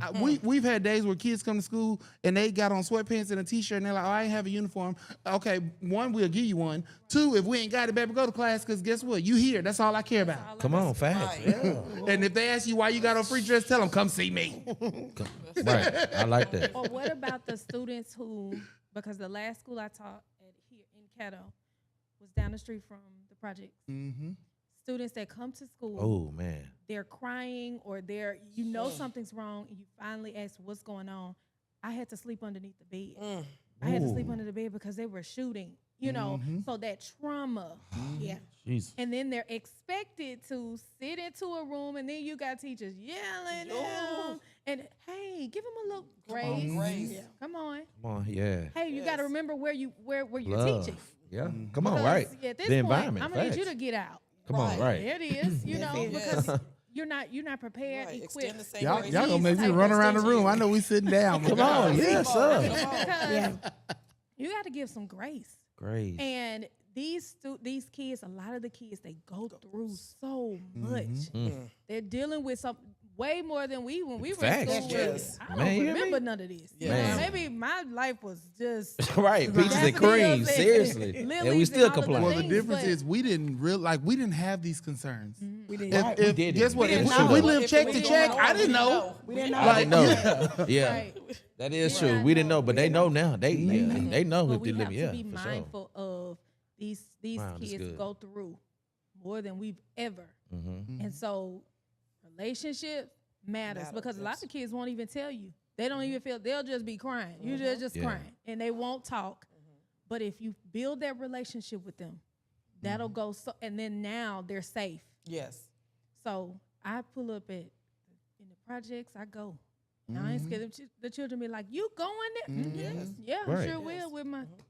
Come on, that man of steel. I'm going. That man of steel, Doc. Gonna have that She was steel. talking about the Bible. She was talking about the All the Bible. double. Yeah. He's still the man of steel. God is the man of steel.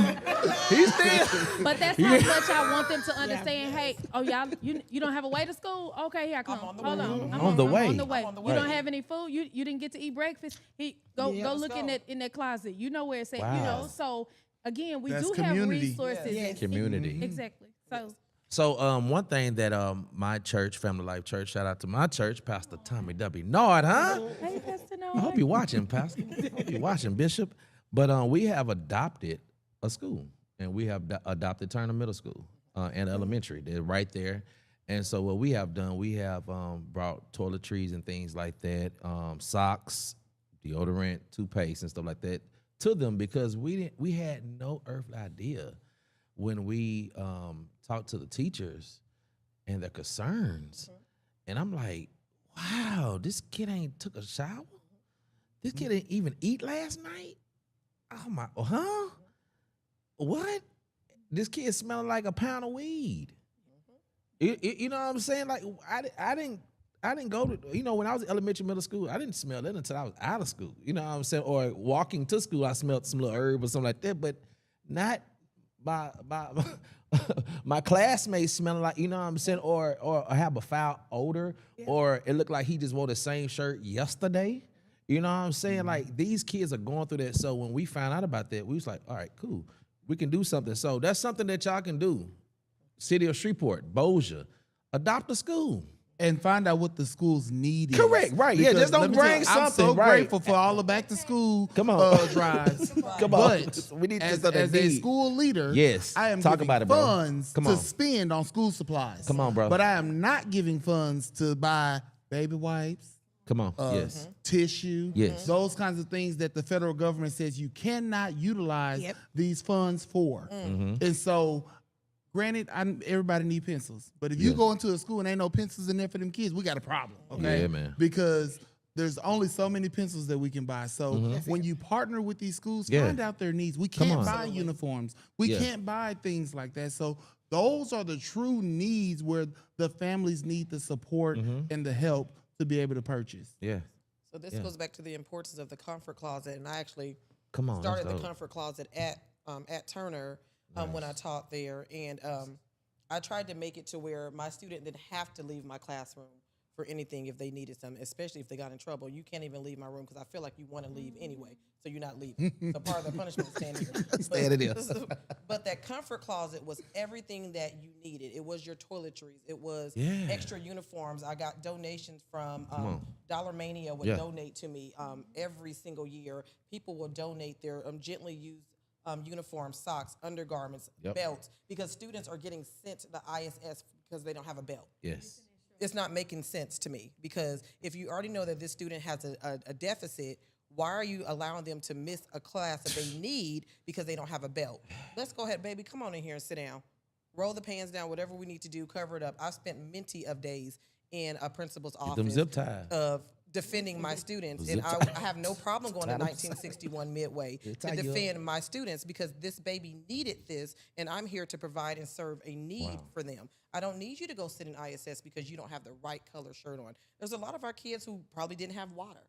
doesn't have a washer and dryer. I would take students' clothes home and I would wash them on the weekends and bring them back that Monday morning. If their jackets were left, I'm going to wash your clothes because I don't know what you have going on. They may live with a parent that works third shift and they're not there when they get home from school. You don't have any food to eat. You don't have, you're taking care of 3 or 4 siblings. You're probably living with an elderly grandparent who doesn't know how to take care of themselves. We have to keep those things in mind, and that goes back to the community. That goes back to culture. That goes back to building relationships.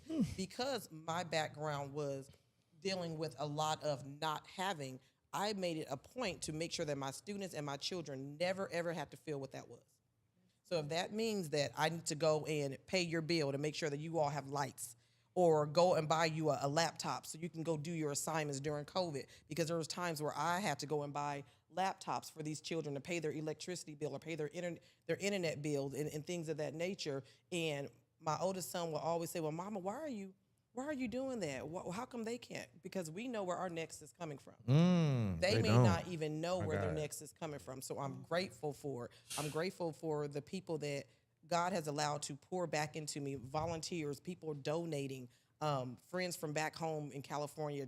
We've been friends 25, 30 years, and I'll just post my Amazon wish list, and they're sending items. I wanted to make sure that the comfort closet had everything that they needed. Oatmeal, bananas, oranges, Pop-Tarts, toothpaste, toothbrushes, combs, brushes, the soap that dissolves, things of that nature. Baby, go to the bathroom, and you don't have to say it in front of everybody. Baby, go to the bathroom. Right. Go do what you need to do. Clean you up. Slip you a little note or something. Go, handle your business. Right. Our young ladies in 6th grade, this is the time where they're starting to become themselves, and circumstances and situations may happen while they're in class. They may not know how to handle that. So I have kits for them to be They're very discreet kits. And teaching their parents, this is what I have in the classroom.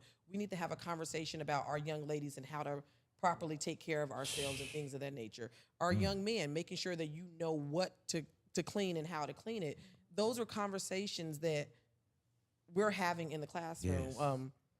First day, hey, 6th graders, listen, there's no reason why Miss Anglin should smell PE if I'm your first hour. Ooh. Okay? Yes. Now, if this is the case, then let's go do what we need to do. Right. And they're like they're still so sweet and want to make sure that I took care of myself. I got my deodorant in my backpack. Look, my mama bought me a new deodorant. Okay, baby, because what kind is it? That's all sometimes it matters. But you want them to know that you are a safe space for them, and that they can come to you for whatever that they need. They always come to me. I'm hungry. You got some food? Children, I don't even teach. Well, you got food? You know I got food because they already told you I got food. So come on, what do you want? So I'll have oranges, apples, bananas, things that the granola bars, things that they need, something you can just grab quickly and keep it moving. Snack on it real quick because we're not turning this into a buffet, and do what you need to do and let's get back to work. But they know that this is a safe space and a safe environment for them. I like that. So I got 2 more questions to ask y'all. Okay, y'all ready? Okay, here you go. First of all, it's been good, y'all. Yes, I've done fire. It's been fire. I'm so thankful. I'm over here recording the audio. I'm like, man, I can't wait to go tonight and just listen to all the gems that y'all giving and just the motivation. So any other teachers that are watching, tap into these educators. You know what I'm saying? I know they're not gatekeepers. You know what I'm saying? They have great knowledge. So tap into these people because what I've heard, it's very shocking. Wow. You know what I'm saying? So y'all are hearing these stories. Now, how can we fix it? Where is the solution? Huh? We need solutions, right? Right. We definitely need these for the education system. We definitely need these solutions, and we need to take care of what we need to take care of. All right, here we go.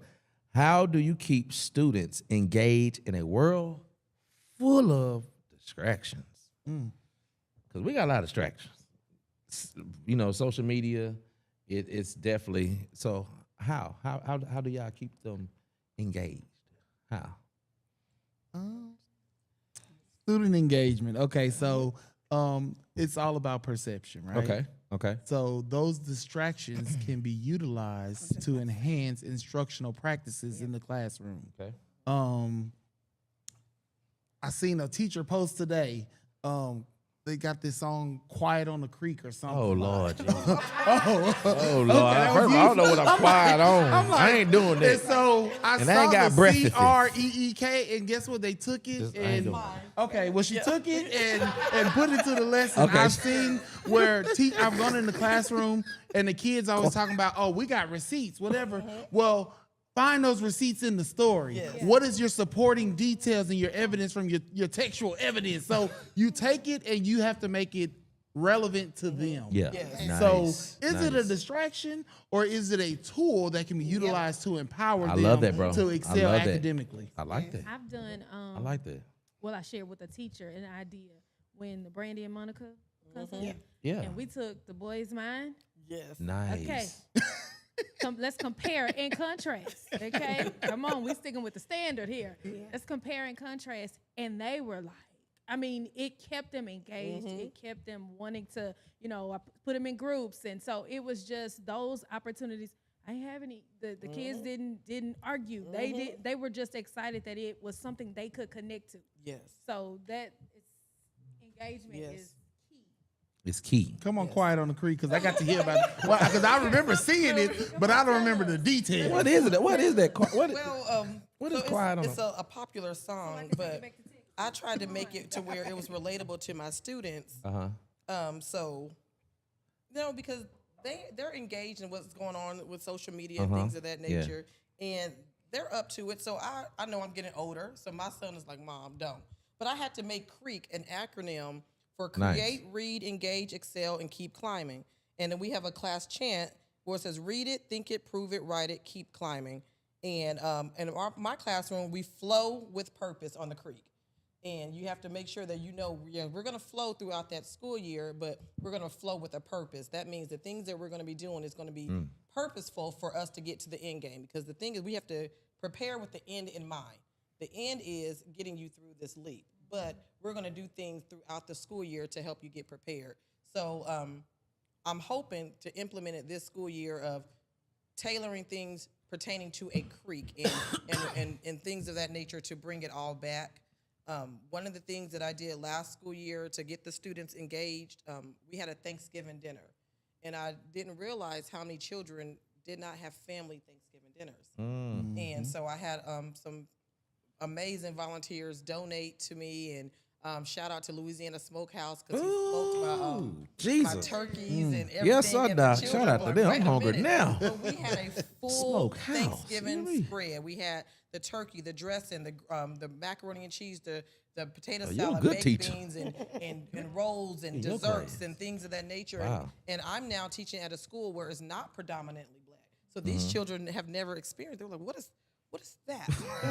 Little What is gizzard gravy. candy yams? Those little collard greens, What is- baby. what- Little collard greens. Look greens. So I like another scoop. But come on, and What's those the marshmallows things, on that candy? Yes, like, what is that? And so they're engaging and Yeah. they're asking questions, but I they're love it. also learning about different Culture, too. cultures, and they're Come learning on. about different families Yes. and relationships and communicating Yes. with each other. No, we're not going to have our cell phones out at the table. We're going to converse with each other. Before you stand up and get your plate, we are going to speak about what we're thankful for. I had a student lead the prayer. He asked, can I lead the prayer? Absolutely. He came all dressed up. His parents were excited for him to do that. And his mom was like, he doesn't participate in anything. He's never wanted to do anything, but he was so excited to be able to participate in the prayer. And these children still talk about that. And at the end of the year, I always say, well, what was your favorite moment of the school year and why? And they said, well, it was the Thanksgiving. Why? Because it reminded me of my grandma, or it reminded me of XYZ, or I remember when blank, blank, blank was going on, or because it helped us learn what your favorite dish was, and things of that nature. These are small things to us, but these are major things to them. They're gonna keep that for the rest of their lives. And prayerfully, they decide to do it with their children. You know what? I remember my teacher did this, and I want to go and share that. And maybe that's going to be something that they do with their families throughout the years. So I do a lot. I like that. A little, maybe. A little. Look, I know she got them 3 and 2 and 1 year olds over there. I got to hear. Look. Y'all made me go last. Y'all did all the good stuff. Because they be having so much personality over They there. have so much. So like she said, we do TikToks with them callbacks. You know, you can make a callback out of anything. I think one of them is like, go. Then they're like, get it. But with us being urban, when you do get it, you're doing a dance. You know, you're doing things like that. Circle time, you're getting up, you're getting the hey, you're getting in the middle, we're calling your name, it's all on you. So like I said, just bringing it back home. You know, back home, it doesn't have to be 1, 2, 3. It's, you know, it can be something cultural. It can be something cultural relevance. Yes, cultural. It really can. And then TikTok just helps. Anything can be a TikTok now. Any callback, any time for getting in line. You seen something on TikTok, now you teach your class, and that's how they get in line. Instead of just saying, hey, line up, let's go. You know, so like you said, just bringing that cultural back into it. I like that.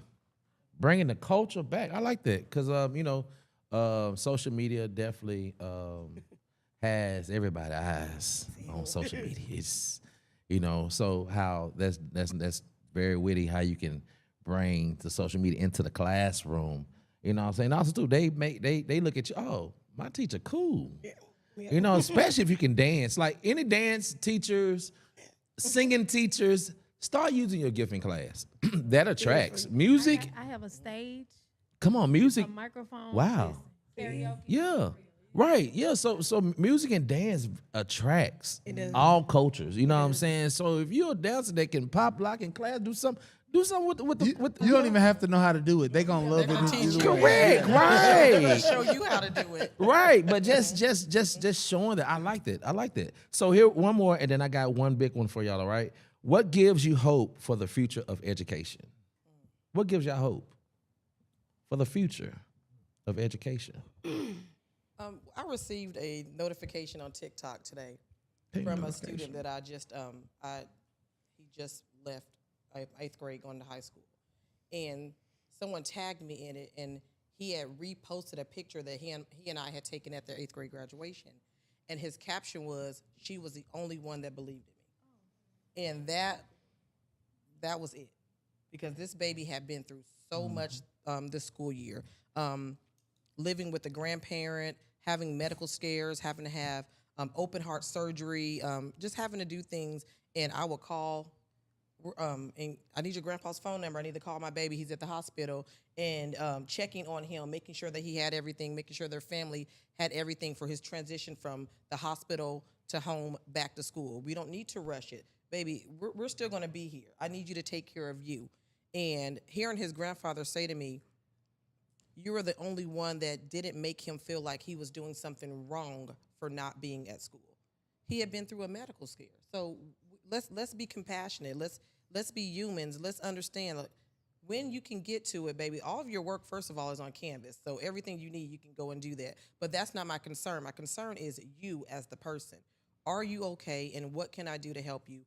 And seeing that post from him of, where she's the only one that believed in me. And then seeing the other children that follow him said, "Oh, I remember her from this school. Or I remember her. Oh, I used to love her. Or I love her." And just seeing that, because sometimes in the moment, we don't realize that we're making a difference.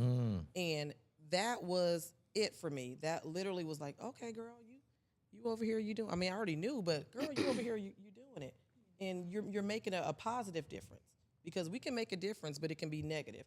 So I'm making a positive difference that's impacting this baby's life in a great way. So that's it for me.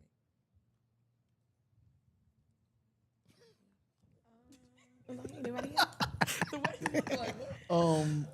I would say safe spaces for teachers like this. I mean, how often do teachers get to be able to sit down and toss ideas and be able to be transparent? And so new podcast coming. Stay tuned, y'all. As a leader and a future leader in different aspects, it's hopeful that teachers take advantage of spaces where to collaborate and not just professionally, but sometimes I need them to know there's a difference between venting and a difference between gossiping. Okay, those are two different things. But we need safe spaces for teachers to express themselves For sure. and lean on one another and gather that help. Yes. And still be human.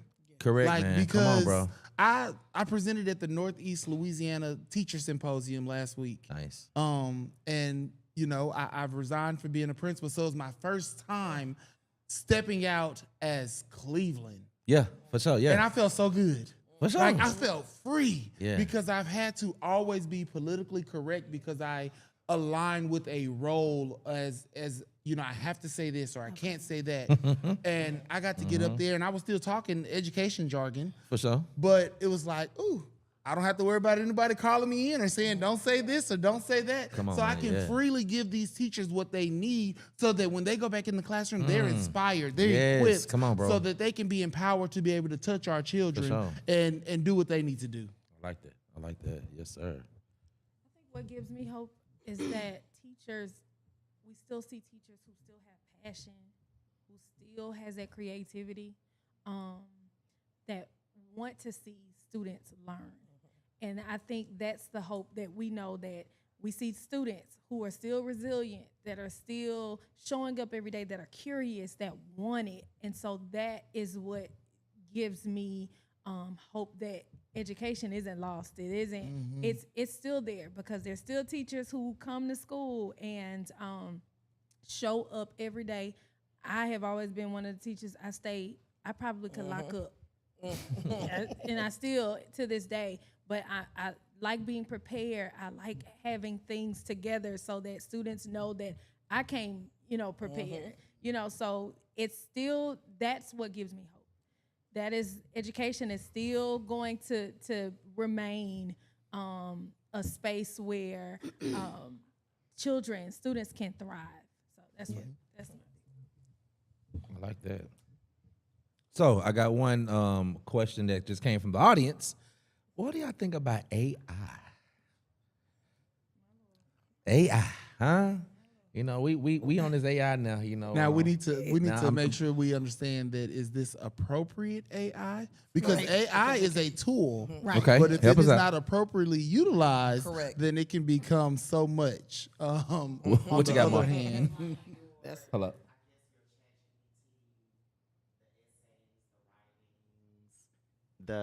Basically the kids using it to get around what it is that they're having a difficult time learning. So if they're using it for that, then how do we respond to that? One of the things I guess we can do is show them that this is to help you develop an idea, not build an idea. So you need to have your own idea and your own concept. In my classroom, they already know they can't use that. So because I need to see what you can come up with. I need to see how your brain works. So before we even get to utilizing a computer, you have to put it on paper. They're going to be learning that they have to start with pen. We don't even use a pencil. So this is going to help them make sure that when they're putting their ideas out, that is everything that they need. If they make a mistake, you can just scratch through it, keep it moving. But I need to see how the idea is flowing and developing in you. Now, we can teach you how to properly utilize AI, but in my classroom setting, you can't use it. You can't use it to turn in any homework assignments as well. And they know I do a thorough AI checker and things of that nature. And they know that I don't play. And I have the mom look. I don't even have to say much in my room. Yeah. I can just give you a look, and you all know what that look is. And you know to go ahead and correct whatever you did. Baby, is this your work? And if I'm asking you, you already know I know the answer, right? Yes, ma'am. And they've been, I've had an issue that past school year of that. And they've been honest with me. No, I didn't write that. This is from X, Y, and Z. Baby, I know, I ran it through. I was just waiting for you to be honest with me and tell me the truth. And they go back and they rewrite it. But I think building that, having that conversation with them from the beginning should help combat that if you run into it in your classroom. That doesn't mean it's going to 100% knock it out, but they'll pretty much know where you're standing at. I think if used wisely, bring your mic up closer if to you. used wisely, it would be a really good tool. In our district, we use it a lot because STAR test, 25% of it is AI graded. So We do use it as feedback. The students put it through AI. They get the feedback. They can go back and redo their writing. So it's used more so as a personalized support. So it could be a good tool to have as well. Anybody else on it? All right. I like that. That's what's up. All right, here we go. This is the last one. And thank y'all again for coming on my platform today. I appreciate y'all. Seriously. Like I said, I'm big on education. I reached out to MarvKevea. I said, bro, I want to do something for the teachers. You know, I have heard a lot of teachers vent and say certain things. I'm like, man, I hear y'all, but everybody don't hear y'all. I have the platform now that we can voice that out. So I'm like, bro, let's get something together. So thank y'all because it's most of y'all first podcast. Yes. First. Okay, not for Kim. You know, she's royalty. You know, y'all. You know, she has another. Yeah, she's this what about 50th podcast. But yeah, so I'm so thankful that y'all because I mean it takes some guts to come up here and talk, but also to be transparent. You know what I'm saying? And that's one thing I told Marquette. I said, bro, don't have nobody up here to just be transparent because people need to hear the realness out of y'all mouths. So when they do see y'all out there, oh yeah. And also too, Doc, we gotta vote for you, Doc. We got to get you in there. It's important for us to have educators at the table. Come on, let me get them claps. We got to get some more people at the seat, but also too, our color, cause our color sit very melanin on in them seats and things, and you know, Shreveport, city of Shreveport, we are a predominantly black community, correct? Correct. Okay. That's based on numbers. That's right. That's a fact. So if Shreveport is Chocolate City, huh? If we are Chocolate City, we definitely need to have people like y'all to continue to do what y'all do and never give up. Seriously, never give up on what y'all have because we need y'all. We do. And you know, the government, come on, y'all raise them prices. Y'all get some more coins to these peoples. You know what I'm saying? They are teaching our future. So we need them to, you know, y'all need them funds, right? Y'all need more extra, right? Absolutely. Yes. Yeah. Right. Yes. Yeah. Extra $100 here and there. Little stipend. Untaxed. You know? Right. Right. Untaxed. Get $75 from $100. That's all you get. We taking 25 from you. Yeah. But thank y'all again. I appreciate y'all so much to continue to just to leave a legacy for our city. And that's what y'all are doing in education. Thank y'all so much on that. So 20 years from now, what do you hope your former students remember about you, not as a teacher, but as a person? Let's go with sister right here. Okay. Just fun, energetic, happy. You know, I don't want them to, oh, Miss G, the one that was always in a bad mood. Like, I want them to know, hey, no, Miss G, girl, I loved her. She came in with energy. She's going to give out hugs. You know, and they always say, Miss G, what we eating today? Like, I'm going to feed them. They know. So I want them to remember just the happy me, the fun me, the excited me. Yeah. I would never want them to feel like I'm not happy to see them. I'm not appreciative of their families trusting me. So I just hope they just remember me happy. Nice. I'll say this with She getting emotional. I know I'm really emotional. I think one of the things for me would be my heart, of making sure that they genuinely see the heart and the compassion that I have. Like, I genuinely love my job. I love, and I'm not even going to call it a job. I love my career. I love my calling. I love being able to teach the students. I love when that light bulb goes off and I see that the light bulb has went off and it clicks to them. I love them coming back to me saying, I didn't believe I could do it, and you told me I can do it. So one thing, it will definitely be my heart. I hope that they see that and realize that it is real, it's genuine, and everything that I do for them comes from the heart. Nice. I think mine is quite simple. And some of my parents, you know, say it now, but he loved them kids.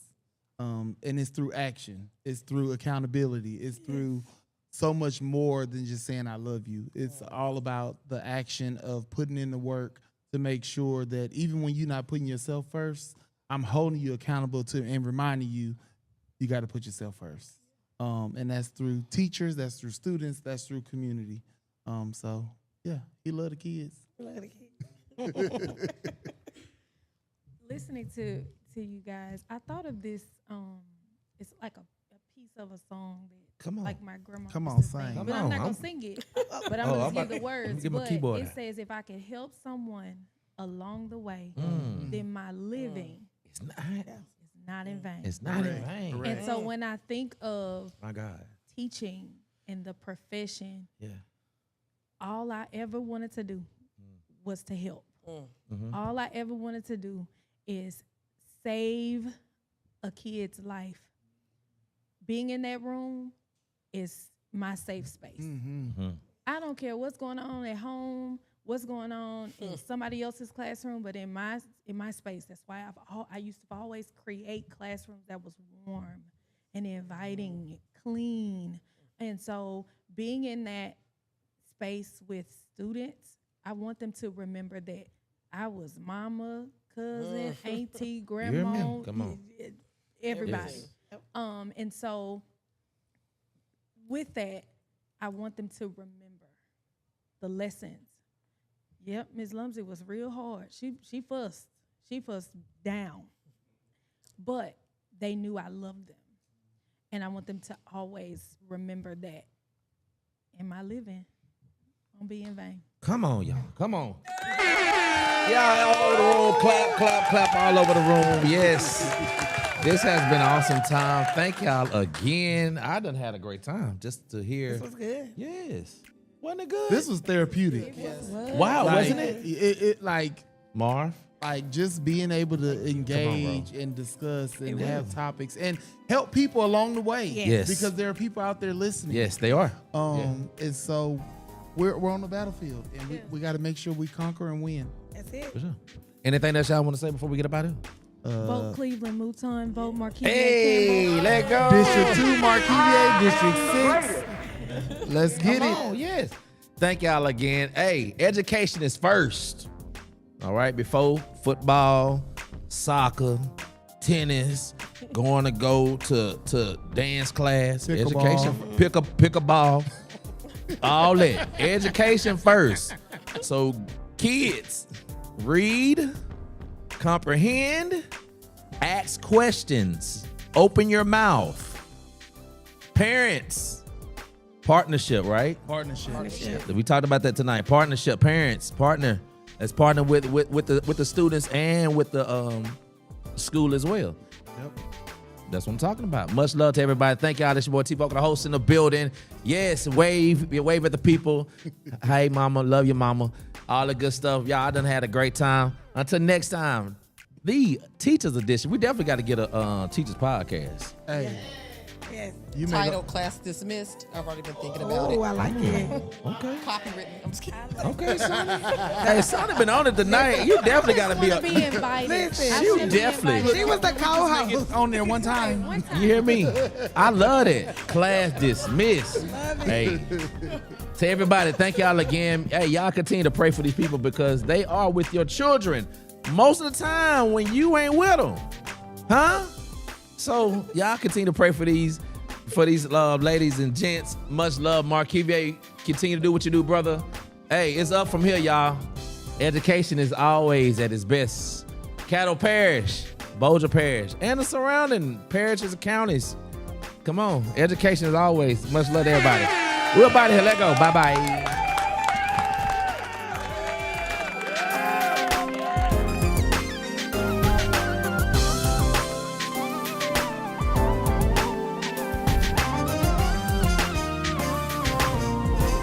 And that is a wrap. That's a wrap. That's a wrap. That's a wrap. That's a wrap. We're about to